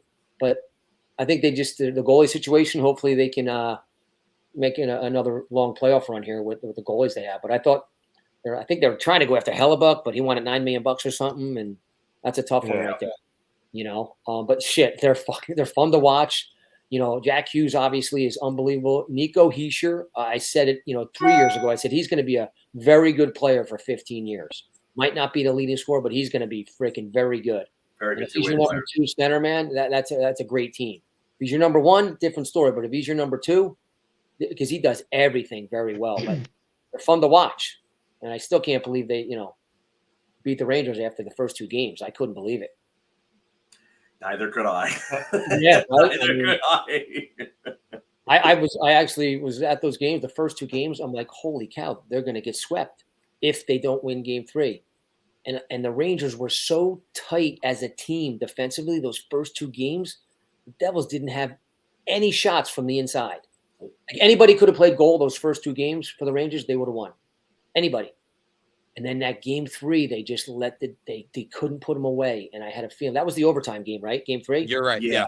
And I'm like, you know what? I'm like, the Devils are going to win this game. They're going to win. And lo and behold, that was it. I couldn't believe how the Rangers looked so slow after game 2. And I thought with Patrick Kane getting that sick 5-on-5 goal and their power play clicking in game 1 and 2, I'm like, holy cow, we're in serious trouble. Now the Rangers are like starting from scratch again. Oh, there we go. We've broken that down a million times for me. Yeah. I mean, as far as drug Gallant goes, who knows what happened with him and Drury? Who knows what the real story is? That's a tough call. I mean, we'll see what happens. But they're literally starting from scratch again. Here we go. No, you're right. You're absolutely right. I just love busting my Rangers fans' chops, man, because all my buddies do it. You know what? If you can dish, you can take. So I've taken my that's what we have to do. Yep. Now, what Jim, I wanted to get back. You think they gotten better on paper over the summer? I'm like, I don't know. It's hopefully they do what you guys did in '95. They slid. Yep. And that's what sparks them. Yeah. You know, it's always interesting with the media. Back to your run with the Devils when you won the Cup, because I've been dying to ask you about it. Yeah. I feel like, even me, I'm just a recreational, hockey player. You dream about scoring like an overtime winner and, winning the Cup. Your goal in Game 2 against Detroit, that won in OT, you guys went up 2-0. What was like, I guess, the euphoric feeling of scoring that goal? I mean, you have guys like on Detroit, mean, rugged guys like Konstantinov and Diesoff you're playing against, and all these guys, Fedorov, you score the game-winning goal. How was that one of your all-time favorite memories in terms of moments for you in your career? Yeah, man. I'll never forget. It was actually a minute 26 seconds left in the game. So, and to be out on the ice, a minute 26 second left, Game 2. I think my youngest brother, John, I'm one of 7 kids, 5 boys, 2 girls. My youngest brother, John, was at the game in Detroit. And, to be out there in that, it was unbelievable. And just to go to the net, I was taught, hey, go to the net. You want to score 5 to 10 extra goals a year, go to the net, stop in front when you stick on the ice. That's what I did. Coffee was down on the ice. Guerin passes it up. They go D to D to Abilene to Chambers, was it? Or Chambers to Abilene, and shot. And it just it was unbelievable feeling. You can't even describe it. I mean, like I said, I'm an American kid, like you guys from, it's like hitting a, Game 7 World Series home run. You know what I mean? Or what? It's just, It was incredible. It was pretty amazing. And when you look at that team, I mean, they won the President's Trophy. They were supposed to sweep us, actually. No one gave us a chance. Yeah. And that's how good we were. I mean, we were just a machine. But, that feeling was incredible, and there's nothing like it in sports. That was by far. And I've done some, state championship in high school, national championship in college, Stanley. That's the top. It doesn't get any better than that. What? In the moment, compared to when you lifted the cup over your head, is it the same? Was both those feelings on the same level? Yeah, exactly. It's incredible. The Stanley Cup is the best trophy in sports. Everybody knows that. And it's just a surreal feeling. And then you get your rookie year, you get to the conference finals, a taste of it, then you win it. Then you think it's going to be easy. I mean, some guys are some of the best players in the game have never won it, and I can't even imagine not winning it. It's some of those guys that, the list goes on of amazing players that have never raised the Stanley Cup, man. It's a special thing. Yeah, Marc is he still have a video here. Nice. Yeah, I think he's. Yeah, sorry, I was getting that right back to you again. There. Nice. Do you still have your ring? Oh, of course, man. Yep, I wear it for special events. Especially I do camps and clinics. I let the kids see it and all that. It's pretty wild. It's like I said, those things are special. And hockey, it's just like I said before earlier in the podcast. Growing up, if you weren't from those 4 areas, Minnesota, Massachusetts, Chicago, Michigan, but now I've been telling people for 35 years there's good hockey players. Now it doesn't matter. Look at where the kids are coming from. How many kids are coming from New York?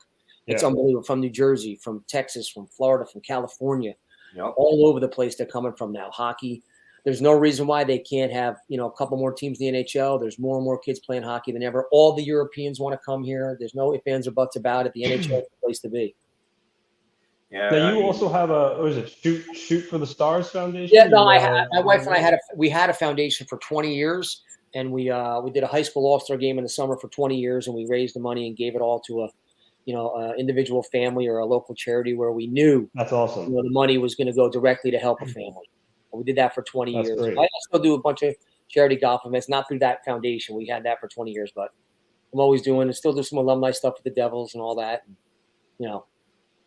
Jim, do you still That's play great. like men's league or anything like that? Because we played against like Benoit Hogue and like the Ferraros, Yeah. Christian Peter, Yeah. and some guys in the area who have kind of waxed us around. So is it funny bumping into guys that you're playing against normal, average everyday people and how they react to you? You know, realize, oh wow, I'm playing against an NHLer, you know? Yeah, you got to pick the pace up, man, because you don't want to look bad. And then you're like, oh, man, okay, yeah. Wow, but I don't play that much. Like I said, I do camps and clinics. I coached all the way up until this is my last year that I'm not coaching. I have 2 boys, by the way. My oldest son, Jimmy Dowd Jr., he's going to be a senior at Penn State playing hockey. And then my youngest son's going into ASU next year as a freshman playing hockey. So, Awesome. I had kids a little bit later, so I coached them all the way up, which has been a blessing.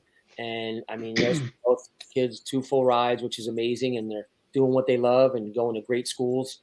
So I don't play that much more. Some alumni games, whenever they throw alumni games together, But since COVID, that bullshit, there hasn't been that many alumni games. So hopefully they get back to that. The Flyers, they were great alumni. I played there the 1 year. Brad Marsh runs that. Bruce Driver runs ours with the Devils.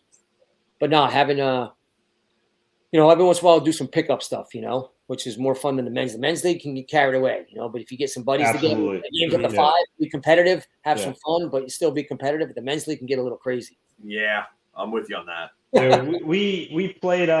We were playing in a men's league game one time, and Benoit Hogue was on the other team, and this is probably going back. Maybe like 12 years. Maybe like 12 years ago. No, longer than that, Anthony. We're probably longer. 9, I think it was. Yeah. But he was playing defense, and even then, I mean, he was just. Oh yeah. I don't know how old he was at the time, but he was taking the puck up ice, not even trying effortlessly, and just snapping the puck bar down, and it makes us realize, like, wow, like how talented you and these guys, alumni really are. It's like golf. It's like golf. If you ever play with a scratch golfer, you're like, holy shit, I suck. You know what I mean? It's just these guys are incredible, and then there's like 3 different levels of NHL guys. There's your Wayne Gretzky, Lemieux, these guys that are up here.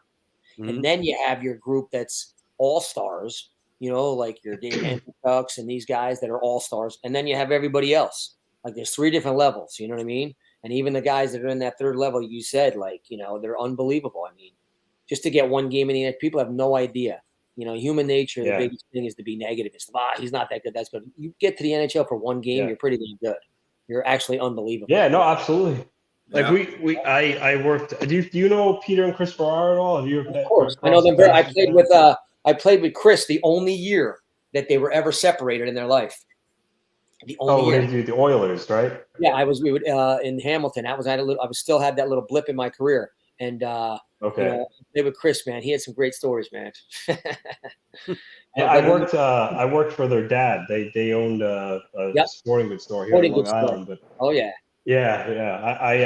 so I was around them a lot, but I played with them, and like those, like you said, they bounced around. They never really stuck in the NHL for a long time, and even them, they were so incredibly talented, and it made me wonder, like, wow, how good do you have to really be in the NHL on a day-to-day, year-to-year basis? They missed it by 10, 12 years. If they played 10 or 12 years later, they'd be regulars in the NHL. They played in that. I can see that. 100%. Those guys were so good at hockey, and if they played 10, 12 years later, they'd be in the NHL full time. For sure. Yeah. Definitely was. It's like a size thing, Everybody was fixated on size back then. They just didn't have it. And I played with Anthony against those guys, and I sat there and I'm like just marveling. And I think the first time I played against them was in a pickup session, and there were a bunch of guys that were all really good in that session. And I was just like, whoa! I was like, this is what this is like playing against these guys. And they worked their asses off too, man. They worked their asses off. Yeah, and they were flying around. Then I'm like, how do I even try to keep up with these damn guys? I've said it numerous times. If size wasn't, but if size wasn't a factor, a former teammate of mine who's actually Jack Hughes' uncle, Marty, I thought he was going to make it. Yeah, man. It's like I said back then, man. And you had to, like I said, you had to be like Theo Fleury, where literally you'd go around and stick guys in the throat and score 80 points. You know what I mean? That's how he did it. I mean, he was unbelievable. And that's the thing. My 2 boys, they're undersized defensemen. Like right from the get go, you got to go around and be a prick and score. You know what I mean? But because of your size. And like I said, the good news is there's more than ever undersized kids playing at high levels now than ever before because of the rule changes and all that. But there's still plenty of big guys, man. Mm-hmm. Absolutely. Before we kind of let you go here, I don't want to take up too much of your time. I just wanted to ask you, touch on the Rangers and the Devils a little bit. What do you think of the Islanders going forward this season? I know Lou Lamoriello didn't make a bunch of changes, which I know some Islander fans were really upset with. But for me, when you have a guy like Ilya Sorokin in net, I'm confident that they could still be a playoff team with him alone back there. But what are your thoughts on how Lou really decided to go about bringing the band back together? Well, yeah, that's Lou. You know what I mean? He's quiet. He goes under the radar. I mean, Sorokin was a great signing there. I felt so bad that last game, man. That was, to lose that way. Oh man, I felt so bad for him. Right? 1,000 times that goes in once. That's it. Yep. And then I felt bad for who was the defenseman that put it up the boards. It's like, oh man, the one time I make a mistake because he played awesome. The whole Adam Pelech. Yeah, Adam Pelech played amazing. He played amazing the whole playoffs. The whole playoffs. Yeah. He throws up, oh man, you can't save me. But somehow, and the whole Horvath thing, it's with the salary cap and this and that, was sort of forced to sign him for that deal. But Horvath has to really step it up. You know what I mean? Offensively and his all around game, but somehow he gets those guys. Somehow they're going to sneak into the playoffs, and somehow they'll do something. I think of signing Barzell. He signed a long-term deal too, right? Yeah. But they're just, this is how Lou likes it. You guys know, you've been around long enough, right? Lou just likes, he doesn't want to be talked about or anything, and just go about the business. And, we have a little experience with that. Yeah, and just and piss everybody off, and everyone thinks you're not going to make it, and somehow they sneak in, and if they get on a roll, and he'll make a couple deals at the deadline, and get a good run. But like you said, the goaltending, they got that solidified. And that, and the Rangers got the goaltending solidified. The Devils, it's we don't know yet. That's the one thing. That's funny story about Lou for you is with kind of not wanting to stay under the radar.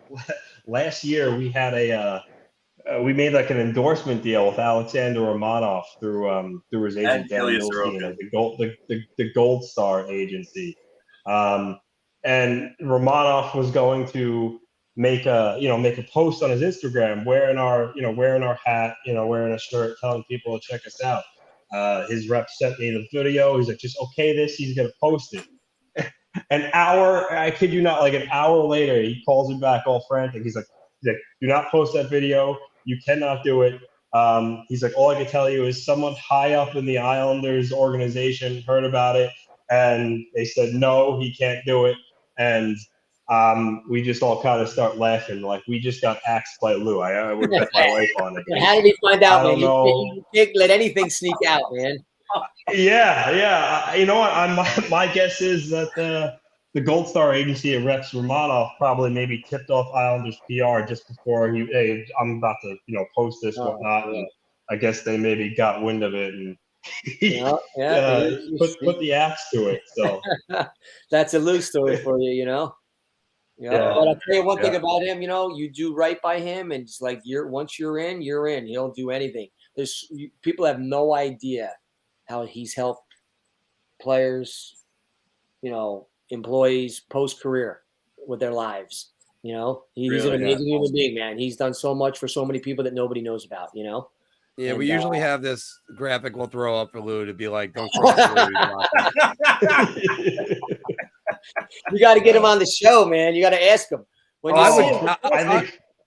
I would kill to have Lou Lamoriello on. Yeah. Oh my God. Oh my God. You just got to ask him.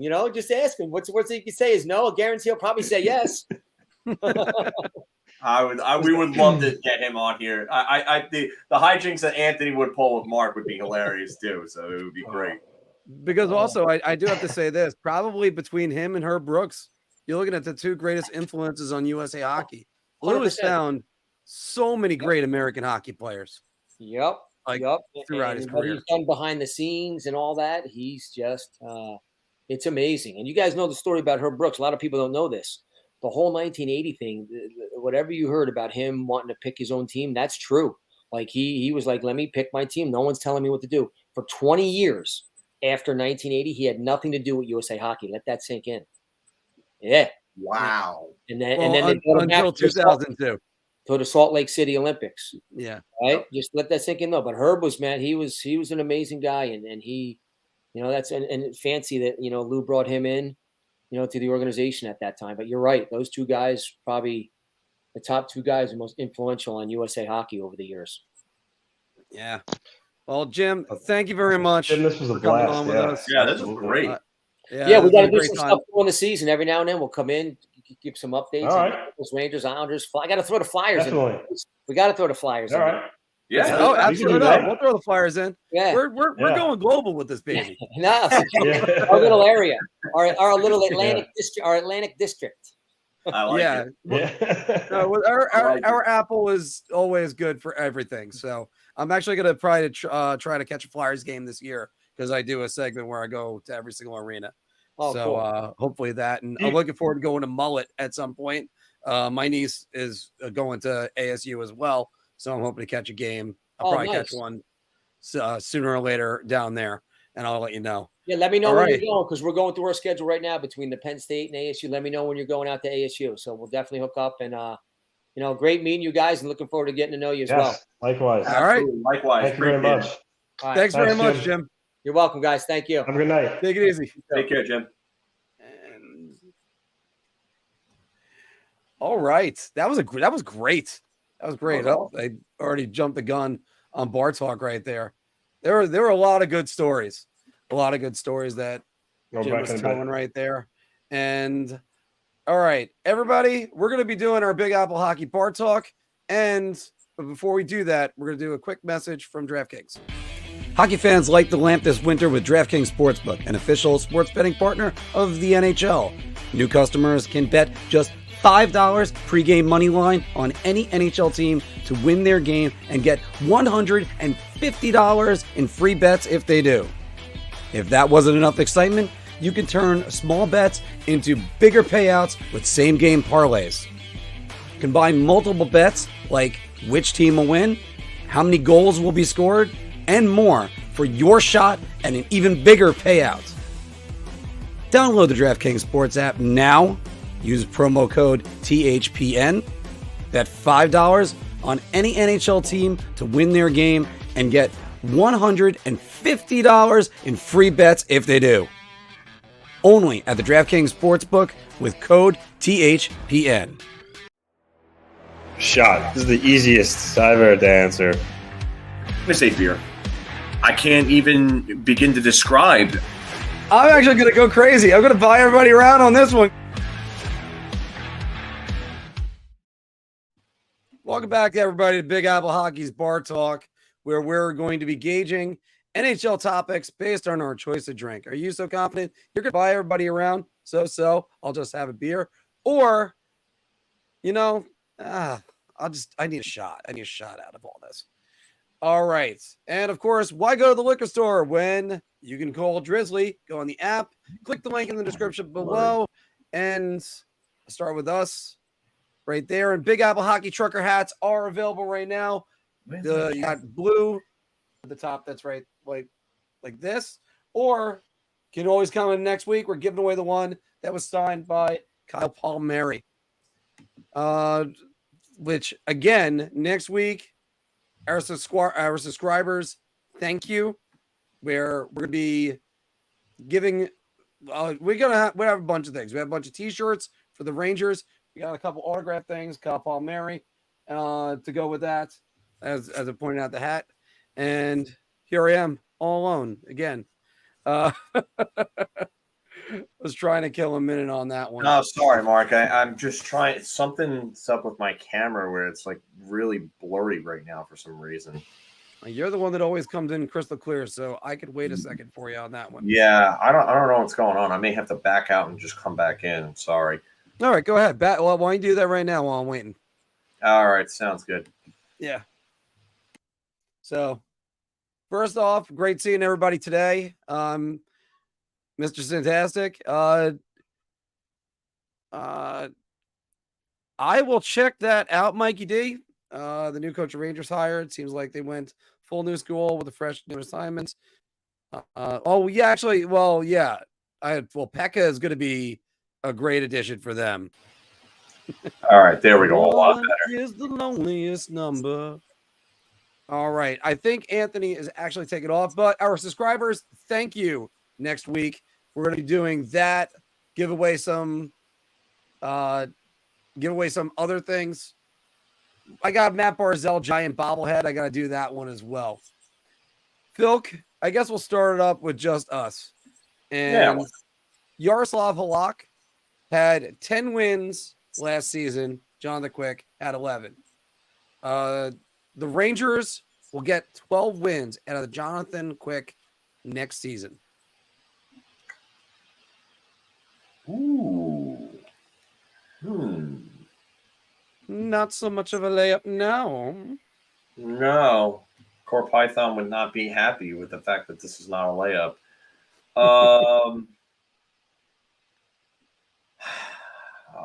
You know what?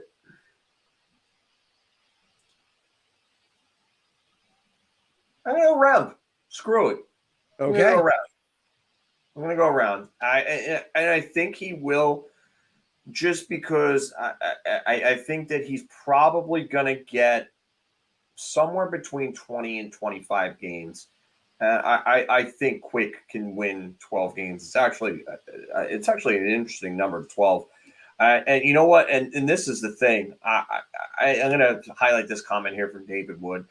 No, I don't think he starts 0-6 like Halak did, and that's part of the reason why. I think Quick is probably going to have a little bit of a better start. Halak was really bad in, I would say, 4, maybe 5 of those 6 games. There was one game that he played really well and still lost by giving up 3 goals. But I think it was the Detroit game, was it? If I don't remember correctly. I think there was one with Detroit late in the season that he gave up. No, it was early in the season. He lost his first. No, not Detroit. He lost to Detroit after the Rangers had, I think, a 2-0 lead. They lost 3-2 in overtime. Yeah, it was that game. I think that was late October, early November in which that happened. But I don't think Quick starts 0-6 like Halak did this past year. So I'm going to say I like these numbers here from Mr. Fantastic. I think this is realistically what it could look like for Jonathan Quick, honestly. So I would not be surprised if he plays 20 games, wins 12, gets points in 15 of them, 270 to 280 goals against, 905 to maybe 910 save percentage if he's good. So I'll take that one. I'm going to say 12. Yeah, he gets it. So I'll buy around on this one as well. Those Mr. Fantastic numbers he brought up, Bilk, I think if the Rangers get that, they will take that and run with it. And so far, there hasn't been any problems with Igor Shesterkin's health. But I'll say this. If Rangers get those numbers, they'll be happy with that. Quick, I think with him and under Benoit Allaire, he's going to kind of have a better season than last year. And also less usage, I think, is going to help him too. Yeah. We're not asking for the guy to win the Stanley Cup. That's what the Rangers are saying. But I don't think that's going to be a problem. Philk, wish Anthony was here to ask him this one. Kyle Palmieri last year, 16 goals, 55 games. That's a pace for nearly 25 goals, and the Islanders, desperate for offense, really could use it. New York Islanders, Kyle Palmieri will return to form and score 25 goals this season.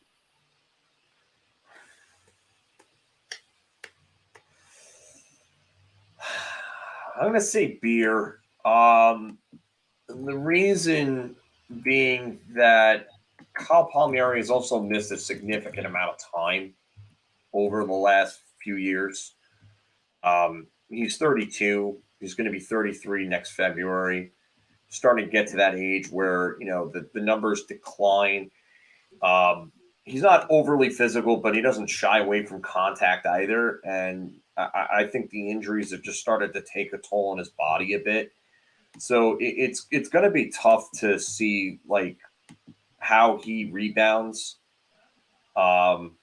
but I think that he could score 25. I think it's possible if he stays healthy. I wonder if he actually stays healthy. Phil, that asterisk that you say right there in that sentence is why I have to go beer. I'm not going to go any lower. Met Kyle Palmieri last week. Great guy. And he's got the ability. I'm going beer as well, by the way. The real trouble is just healthy. You got to stay healthy. Best ability is availability. I almost always screw that one up. I always try to go with availability first. No, it's not the right one. But if he's healthy, though, then you're looking at 25 to 28 in that area, maybe a 30-goal season. Because when he's in for the Islanders, he's a good player for them. Phil, I also wonder if he gets the ice time to do that, though.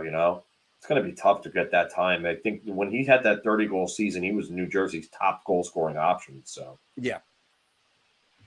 And, well, also the puck's got to go in for you. In the 30-goal season, his shooting percentage was actually, it was only 13.5%. No, he's not one of those unsustainable, shooting percentage type guys or high volume shooters. So, yeah, his last full season in Jersey, that is 16.1%. That's about it. So, yeah, he's a guy that when he lets it go, usually it's over. Phil, the Pittsburgh Penguins had the 14th best power play in the NHL last season. With Erik Karlsson in tow, the Penguins will have a top 5 power play. I want to say round. I'm not entirely sure because you got to remember you're adding Erik Karlsson to this, and this power play has gone through Crosby and Malkin for so long. And that's just such an interesting game-changing dynamic to add. Remember how, like, when Wayne Gretzky got traded to St. Louis and everybody thought that Wayne Gretzky and Brett Hull were just going to light the damn sky up? They were gonna make the midnight sky look like a transformer blew up in the middle of it, and they was just going to glow in the day like it was daytime. I mean, this is an electrical transformer, not a robot, by the way. Yeah. Yes. So, but I you're hoping for this and that, and a more reasonable outcome, maybe top 10. I would say top 10 for sure for me, but I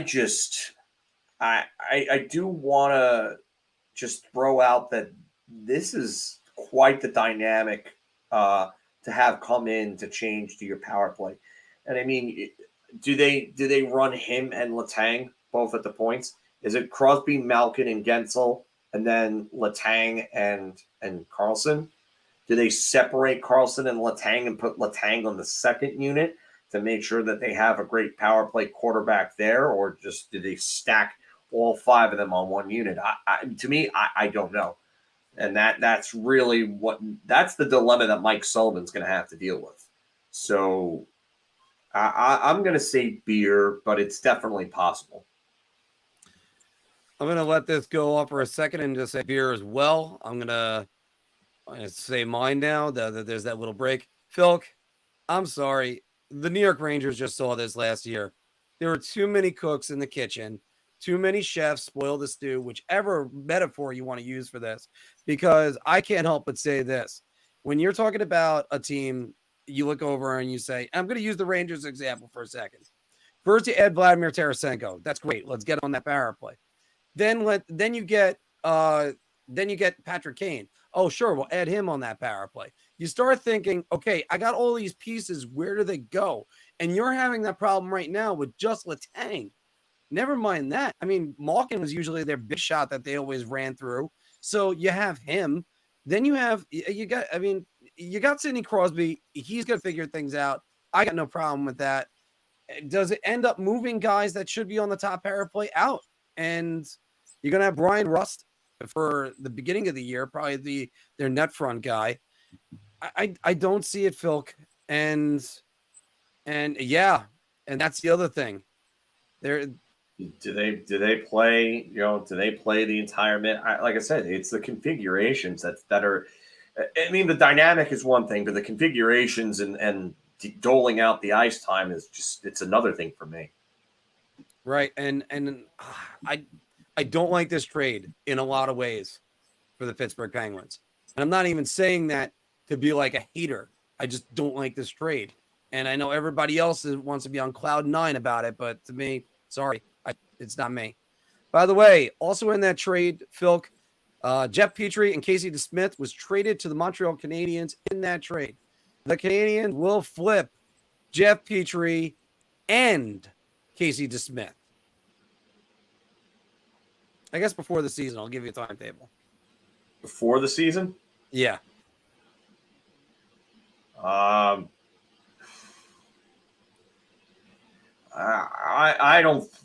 really don't think that's happening before the season. I'm going to say shot there. I think they're flipped by the deadline, though, for sure. Oh, by the deadline for sure, yeah. Yeah, for sure. That's what I thought you meant, and that's why I was giving you the face for the layup. Yes. Oh, I know that was that face was definitely there. Yeah. So I mean, I don't think there's a chance that they get flipped though. Now, I think we're too late in the season, and I think that contracts are going to have to prorate a bit, and you're going to have to finagle the cap a little bit, especially for someone like Petrie. I mean, he's got a bigger deal. I think he's making like $6.5 million or something like that against the cap. I think there is salary retention. I'm trying to remember which team. I was about to say I think there was retention on Petrie, but like I don't think it's. No, he's making $6.25 million. Yeah, but I can't remember if there was a team that actually took the money off. No, there's no retention on it because on Cap Friendly it'll say clause, it'll say RS for retained salary, and then whatever the clause is in there. But Erik Karlsson still making $11 million, right? No, not with Pittsburgh. He's only making 10. But okay, San Jose retained $1.5 million on it. Okay, I'll take that and run with that. Phil, I'm gonna go shot on this. I think they end up keeping DeSmith. They're going to trade Petrie. They haven't even sent out. I mean, how do they keep DeSmith though when they have 4 guys? Montembeault, who showed some promise, and Primo, who I like the way Montembeault looked too. Like Jake Allen too. Forgot about Jake Allen. So like. DeSmith's got to be moved. He's got to be flipped for something. Yeah. Well, we're going to see about that. It might be a little bit too difficult to do it right now. But, hey, I always go back to Chris Osgood was the Islanders goaltender 1 week before the season started when he first got there. So. Oh, yeah, that was the waivers thing. Yeah. Yeah. Phil, Mike Greer, who is the San Jose Sharks GM, he's presided over Erik Karlsson being traded, Brent Burns being traded, and Aiden Hill being traded all in his first year. Hill, of course, the Stanley Cup champion, and you just dealt away 4 Norris trophies right there. Mike Greer's done a poor job at San Jose.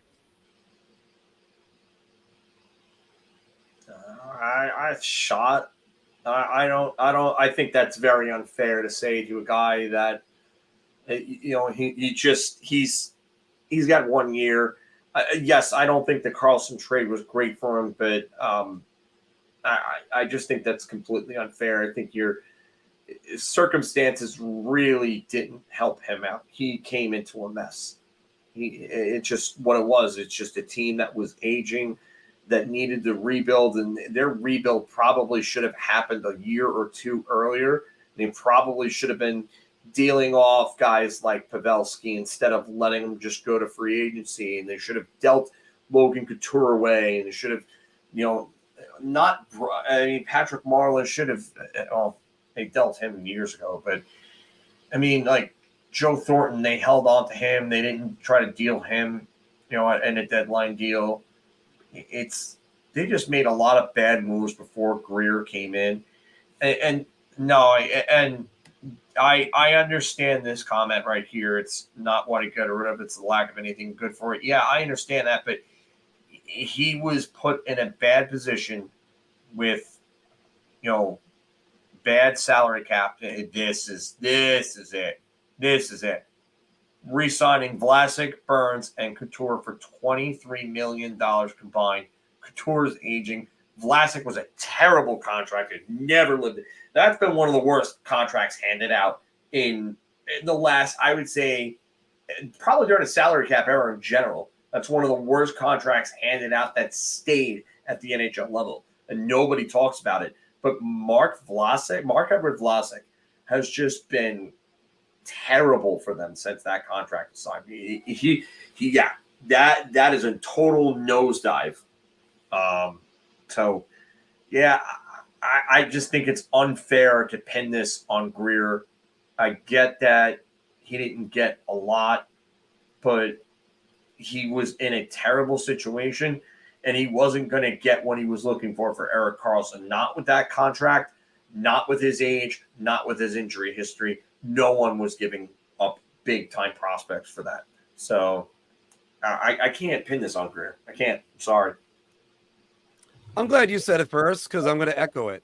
And the reason why this isn't even a topic is because Twitter was killing him for this. I'm going shot on this as well. Do you people understand what his objective was right there? It was to get those 2 mega contracts out a year. It doesn't matter what they got back. And I know the third guy in that equation is Adin Hill.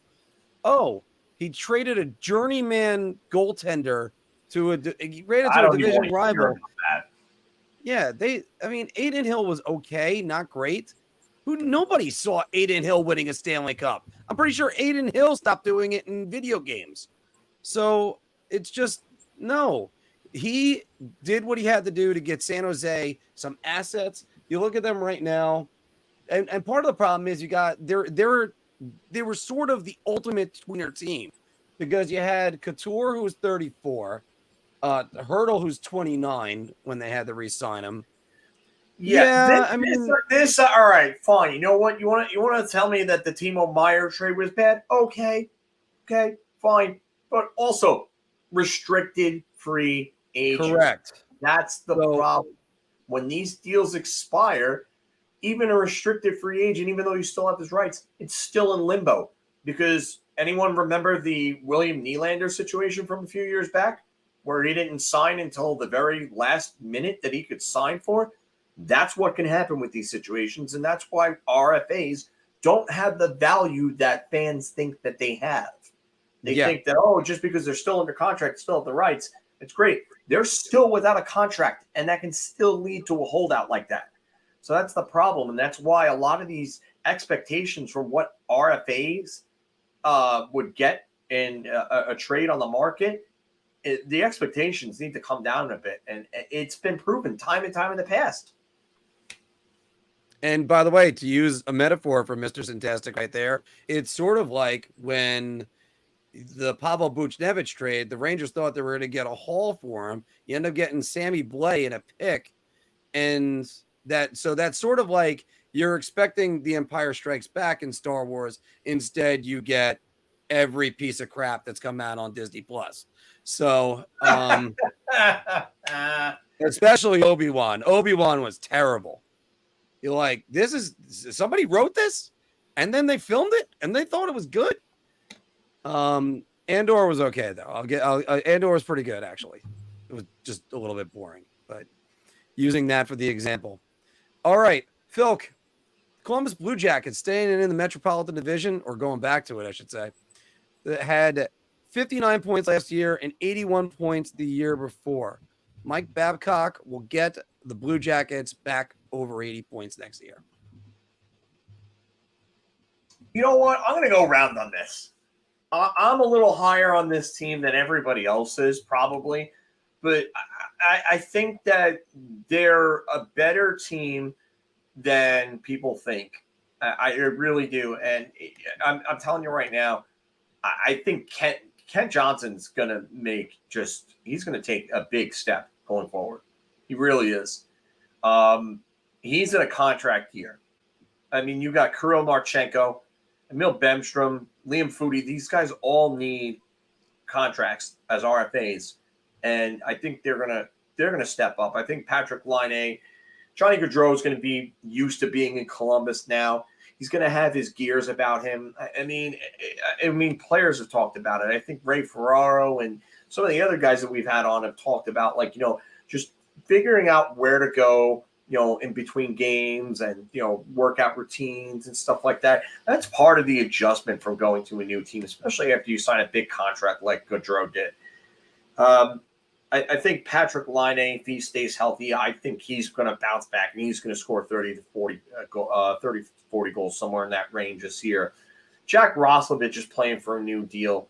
I mean, Adam Fantilli coming in is going to create a lot of excitement. You're going to have Zach Werenski back full-time if he stays healthy. He's one of the better defensemen in the league. You add Damon Severson and Ivan Provorov to this team. I think they're going to be a much better team. I don't think they're going to make the playoffs. Would it completely floor me if they did? No, but it would still be surprising. But 80 points, I think they're definitely going to hit 80 points. I talk all the time about if like one team wants to improve, points are going to have to come from somewhere, and this is going to be the team I think that takes the biggest jump in points in the Metropolitan Division. They're back over 80, in my opinion. I'm going to buy around on this one as well. You won't get fans booing Elvis Merzlikins this time around, and they're going to be a lot better. Mike Babcock's a great coach. Not a good one. He's a great coach. Let's be clear about that. And it's going to be tough because that division's loaded. But the thing is, they're going to be competitive. They're probably going to cost a team a playoff spot. Maybe a team like the Pittsburgh Penguins. Not that they didn't do it anyway last year, but it's just they let Chicago do it though last year. Yeah, well, don't forget Columbus had beat them in a big game too. So it's one of those things that and now you get Babcock in the fold. Now you're going to have Anna Fantilli, and their defense isn't going to be made up of guys that are probably playing in a beer league last year. No offense to anybody on that roster, but no, I mean, this guy knows how to coach, and I think they're going to be a lot better. And even if he's a little bit more mellow, they could be. Phil, Tom Wilson signed an extension this week. I think I wrote it down as a 6-year deal. Is that a 7-year deal? I believe it's a 7-year deal. I'm going to double check on that, but I think it's a 7-year. Yeah, it's a 7-year deal. It's a 7-year deal, but it's a $6.5 million AAV extension. Tom Wilson on the Capitals. There's a lot of winners in that room, and when you don't make the playoffs, it's a failure to what we believe in a group. Phil, Capitals are a playoff team in 2024. Yeah, I'm going to say shot. I just don't see it with this team. I just think that the core is aging. The defense really isn't good. I mean, their forward group, I could say, I'm looking at it, and it's Ovechkin, obviously. Is Backstrom ever going to be the same after that surgery? Kuznetsov, does he end up wanting to go somewhere, and does he play like the Evgeny Kuznetsov from 2018, or does he play like a shell of himself? TJ Oshie is getting up there in age, and I mean his style of play is going to catch up with him. Anthony Mantha is always hurt like every year. I mean that guy could score, but he's hurt every single year. Wilson coming off of an ACL injury himself. You wonder how that's going to be. I mean, Mantha's last few years. So Mantha, the only time Mantha in his career has played 80 games was in 2018. That's it. 2018. This year since 67, 43 out of 70 or so in the COVID stopped season. 56, I think it was. 40. Oh, stop season. No, sorry, no, my bad. The stop season was about, and it ranged from about 67 to 70 games, depending on the team. The shortened season was a 56 game season. He played 42 of those 56 games. 14 with the Capitals. Or I mean, wait. Oh no, am I reading that wrong? Yeah, I'm reading that wrong. Actually, he played all 56 of those games. I'm sorry, I'm reading that wrong. 37 in Washington in 2022, which not good. 67 last year. So this guy misses a ton of games every year. Does Wilson get suspended? Because you know if he gets suspended somehow again, he's not a repeat offender, by the way. Yeah, I don't understand that one at all. But you know what? This is a great comment right here from Romanello. You know, the Capitals right now are kind of like the end of the Jeter and Rivera era. They were keeping them around to kind of break records and and achieve things, and the team itself wasn't that good. And then you look at the defense on the Capitals, and you're just like, oof. Like Sandin played great for them, but does he keep that up? I don't know if he could keep up close to like a point per game down the deadline. John Carlson, yeah, he can still move the puck, but he's still also not really that good in his own zone. Nick Jensen is meh. Trevor Reemsdyk is an okay bottom pairing defenseman. Martin Ferravari's actually been a pleasant surprise for them. I will say that. And Joel Edmondson, you know what you're going to get from him. He's just a big, rough guy, bottom pairing guy. You know, wears an A because he's a leader, but the defense overall isn't great. And their goaltending is just meh. Darcy Kemper, meh. So, I mean, how long is Max Pacioretty out for? That's another thing. And is he ever going to be? That's going to be another problem too. Phil, I'm going shot on this one as well because, and sort of kind of going with, I'll leave it up to Romanello comment to say, I get what you're saying with this, but that was just Jeter and Rivera. The Capitals are doing this, what it feels like, with Backstrom, Ovechkin, who can still play. Don't get me, I'm not slamming Ovechkin. TJ Oshie is not who he used to be. I'm not sure if Wilson's who he's going to used to be. And I don't know about John Carlson. So and their goaltending, like you said before, Phil, meh. So, I mean, okay. So we got them out of the way. If there's any team I look at other than Philadelphia in the Metro that's going to be sliding, this is the other one. And then throw on top of it Spencer Carberry. Hey, coach. Welcome to the NHL. You got a rookie coach that's got to learn the ropes of the NHL, and that's difficult enough for anyone to do. He'll end up doing a good job sooner than later, but no, this is not a playoff team, and I can't even think of one team they would unseat. Never mind any of the other ones that are fighting for it. Certainly, I don't put them ahead of any of the three teams in the Atlantic. I'll tell you that are jumping up. Speaking of teams that missed the playoffs last year, that you're kind of trying to figure out, I feel like the St. Louis Blues, 12th in the NHL, 81 point. That should be the Western Conference. They were 12th in the Western Conference. Yeah. So the St. Louis Blues are a playoff team in 2024. Shot. I don't see how this with this roster. I mean, I like Kyrou. I like Thomas. I like Buchnevich. The defense is still the same. They really didn't do anything to improve. Their goaltending is crap, if you ask me.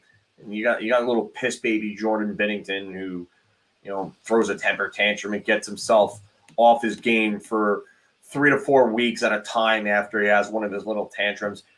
Kevin Hayes, okay, he's a decent, I would say, top 9 player. He could play probably second line, third line, more of a middle six guy. Kasperi Kapanen, another middle six guy. Does Jacob Vrana get back to where he was before his personal demons kind of came into play? Sammy Blais, I know people were like raving over him at the World Championships and stuff like that, and then his little run in St. Louis to end the season. I mean, this roster really isn't, aside from Kyrou and Thomas, and maybe Buchnevich, they don't really have anybody that really puts fear in you. I mean, Braden Shen's a decent player, but He's nothing more than like a decent second liner at this point. I mean, Justin Falk, not really a big time puck mover. Torrey Krug, another one who can move the puck, but is not an elite level guy. Colton Parayko's game has kind of dropped off a bit. Nick Leddy is getting up there in age of 32, going on 33. Marco Scandella, Bortuzzo, Callie Rosen. I mean, you would want a little more from him. Years ago, people thought he was going to be something decent, but he's been okay, I guess. But this team is not great. I've got to say shot. I'm right there with you, Phil. It's shot. I do not think. Yeah, I think Berube probably could be the first coach fired. So yeah, it's not going to be his fault. It's going to be one of those, you can't trade everybody. You got to fire one. So exactly. You broke that one down on that one too, and very well. So I don't need to get too much further into it. Also, we're running up against the clock. We're gonna probably just get these last two questions out. We might take a question or two, but we're gonna be closing up very soon, everybody. The Arizona Coyotes signed Matt Dumba to a 1-year deal. The Coyotes are the most improved team in the West. And Phil, I'll start this one. You know what? I'm gonna buy around on this. Let's see how their coaching does, and let's see if Carl Vejmelka is going to be a starting goalie in the NHL. I know he's been in the middle of a shooting gallery. He's looked good at times. He's looked great at times. He's also looked like he's shell-shocked. So let's see if that'll happen. I do like the additions of Zucker and Dumba. Zucker. I thought it was Jason Zucker. No, it's Zucker. It's not. Okay. Zucker. All right. Well, because I would say from the Zucker brothers, which is they're the guys that made Airplane and Naked Gun, two hilarious movies.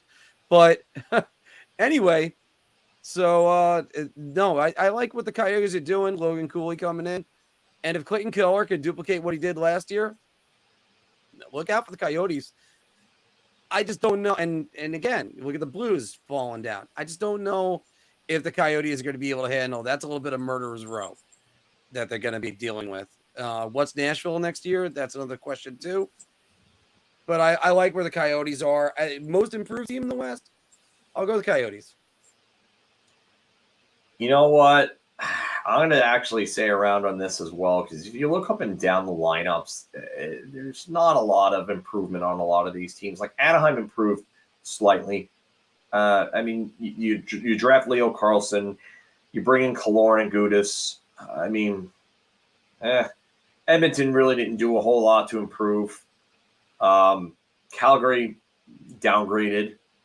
LA added Dubois, but they gave up a decent chunk to get him. San Jose really didn't improve. Seattle didn't do a whole lot. Vancouver, nah. Vegas kept basically the same team, minus Pacioretty. And then you have, no, not Pacioretty. Pacioretty was there for one. I'm sorry. Arizona is like the one team that I can think of. Like Chicago improved a little bit with Hall and Bedard, but Colorado, they bring in Johansson and Colton and Miles Wood, to kind of round out their middle six. Okay. But I really think that Arizona did the most work, because the other teams, Nashville didn't improve, Minnesota didn't improve, St. Louis didn't improve, Winnipeg lost. I mean, so honestly, I think Arizona just might have won this just because everybody else really didn't do a lot to improve outside of maybe Colorado. Yeah, and I think that's part of the reason why I was going, I'm going to go with Arizona on this one. By the way, reports that have been coming out, I took this one from Twitter, that Radko Gudas turned down offers from Canadian teams due to pressure from the Canadian press and also from government taxes. And there were fans that were kind of getting on him for that. Radko Gudas is right to turn down clubs for external reasons. Any player is right to turn down a club for an external reason, whether it's the media, whether it's taxes, whether it's where you live in proximity to the rink. your family, school district. These guys work their asses off. They bleed, they sweat, they cry to get to this level. And no one should be criticizing their choices like that, especially if it's for something like that. Like, let's just say they had a bad experience in an area when they were growing up and they didn't like that area and they had a chance to go back there and play. Well, you know what? That's their choice. Deal with it. That's it. Yeah, I 100% agree with this one too. I'm going to buy everybody around. It's called free agent for a reason. You're free to make your own choice. These guys have families. They can do whatever they want, and they're gonna look to get their kids in a school, as a potential school district or something else.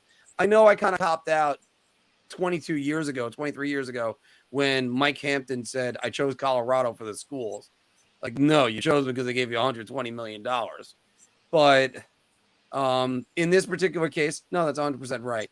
They have the right to do this. And by the way, Phil, it works the other way too.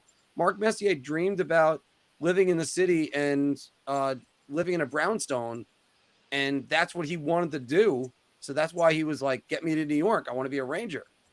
And if there's any other reasons, if some people just don't want to live somewhere, then that's it. That's just it. Lauren Pronger, a name that Edmonton Oilers fans hate, but she did not want to live in a Siberian type of city where there wasn't a lot to do, and she didn't want to raise a family there. So Chris got traded the very next year to Anaheim and won a Stanley Cup with Anaheim. So after, by the way, taking Edmonton to the Stanley Cup Finals. Yeah. I mean, look, that's the thing. Players have wives. We could all everybody's favorite Edmonton wife that they all want to get on, Janet Jones-Gretzky. But it just was sometimes you get guys that that's another one. You got to go with what their whole thing is. Ryan Miller talked about this with us, that he went to California because that's where his wife's job was going. And hell, that's the reason why Jacob Trouba is the New York Ranger right now, because his wife was working in this area. So look, there's a lot of external factors. You go, do they have a club there? Great. Sorry about like people in Omaha that they don't have an NHL club, but you know, they're working to get there. But it's just a fact of how things are. Guys, thank you very much for joining us on Big Apple Hockey's Bar Talk. We gauged our confidence on NHL topics based on our choice of drink. And we're going to have to cut it off right there. The Jim Dowd interview went really long, guys. First, thank you to Jim Dowd, who I asked for 20 minutes of his time, and he gave 45 to almost an that's hour. Crazy. I was going to say, you know what's funny? During the DraftKings interview, I went to the bathroom, and I just thought to myself, that was the longest interview that we'd done, because the longest one before that was Ray Ferraro. Ray Ferraro went like 20. And actually, Ray Ferraro went almost a half hour. Ray Ferraro said he was able to do 15 minutes. He went almost double. Yeah, because he just started talking. We were just like, you know what? Floor's yours, my man. Especially the stories Ray Ferraro was telling. Oh, my God. Yeah. Especially the one where I asked him about the whole 93 series and how, like, he kind of broke that down, and just, like, how he was talking about, like, you know, just one shift against Francis Lemieux. One shift. I'm just asking for one. And then you come back to the bench. Give me one more shift. Come back to the bench. Can you give me one more shift? And it's just really, really cool perspective on things, you know? Yeah, and hearing it all from their ends, and again, the work that it took for them to get there, to get into the league. And as Jim said, it was like, you always hear that expression from Keith Hernandez for any professional athlete. The first time you're traded is the biggest shock of your career. And he was talking about that in his years with Vancouver and I think Edmonton too. He wasn't at his best. And then what happens? He lands in Minnesota with his former coach, Jacques Lemaire, who, as I put in the graphic, he played 7 years with him. And sure enough, ends up with one of the best offensive seasons of his career, if not the best. And that's what these guys.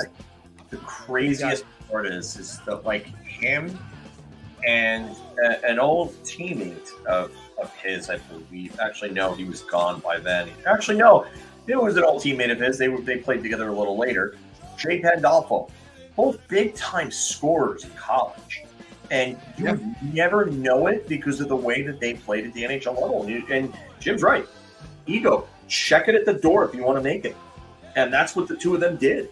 They turned themselves into real good defensive players and stayed at the NHL level, because if they didn't, maybe they don't have careers. And it's funny you're mentioning that, and especially when it comes to Jay Pandolfo, who was the captain of Boston University. Yeah. And one reason why I remember that is because he played with A, Chris Drury, and B, he played with Travis Roy, a guy whose book I read, and that was a great book. Him and E.W. Swift, I think, is the actual writer on it. But you go to the Devils. The Devils are an organization. They're team first. They don't bend for anybody. They make sure what you do benefits the team at all times. If anything, that you could argue the Devils were the Red Army team just in the 90s and the 2000s. And they're the epitome of the collective matters more than anything else. And you saw that the only time they ever broke that, was when they brought in McGillney, and he played great for them. And I still don't think they bent over backwards or anything for him. But also that's what makes people disposable. They come in and out. And as Jim said, that's also where they have all the bonuses. Oh, you're getting close to a shutout. Let's get him another shutout. And stuff like that's infectious. It helps on the bench. Yeah. The great part about that is, and we're going to see if Pittsburgh's going to check their egos at the door with their power plays. That's for sure, Phil. Yeah, and a lot of, like you said, too many cooks in the kitchen. So, yeah, we'll see about that. All right. Once again, everybody, thanks very much for joining us. Good night from Anthony LaRocco, who had to leave early. But this was a great show tonight. And look forward to next week, our subscribers giveaway. Check us out and make sure you're subscribed if you're watching right now. All right. Talk to you all soon. Take care.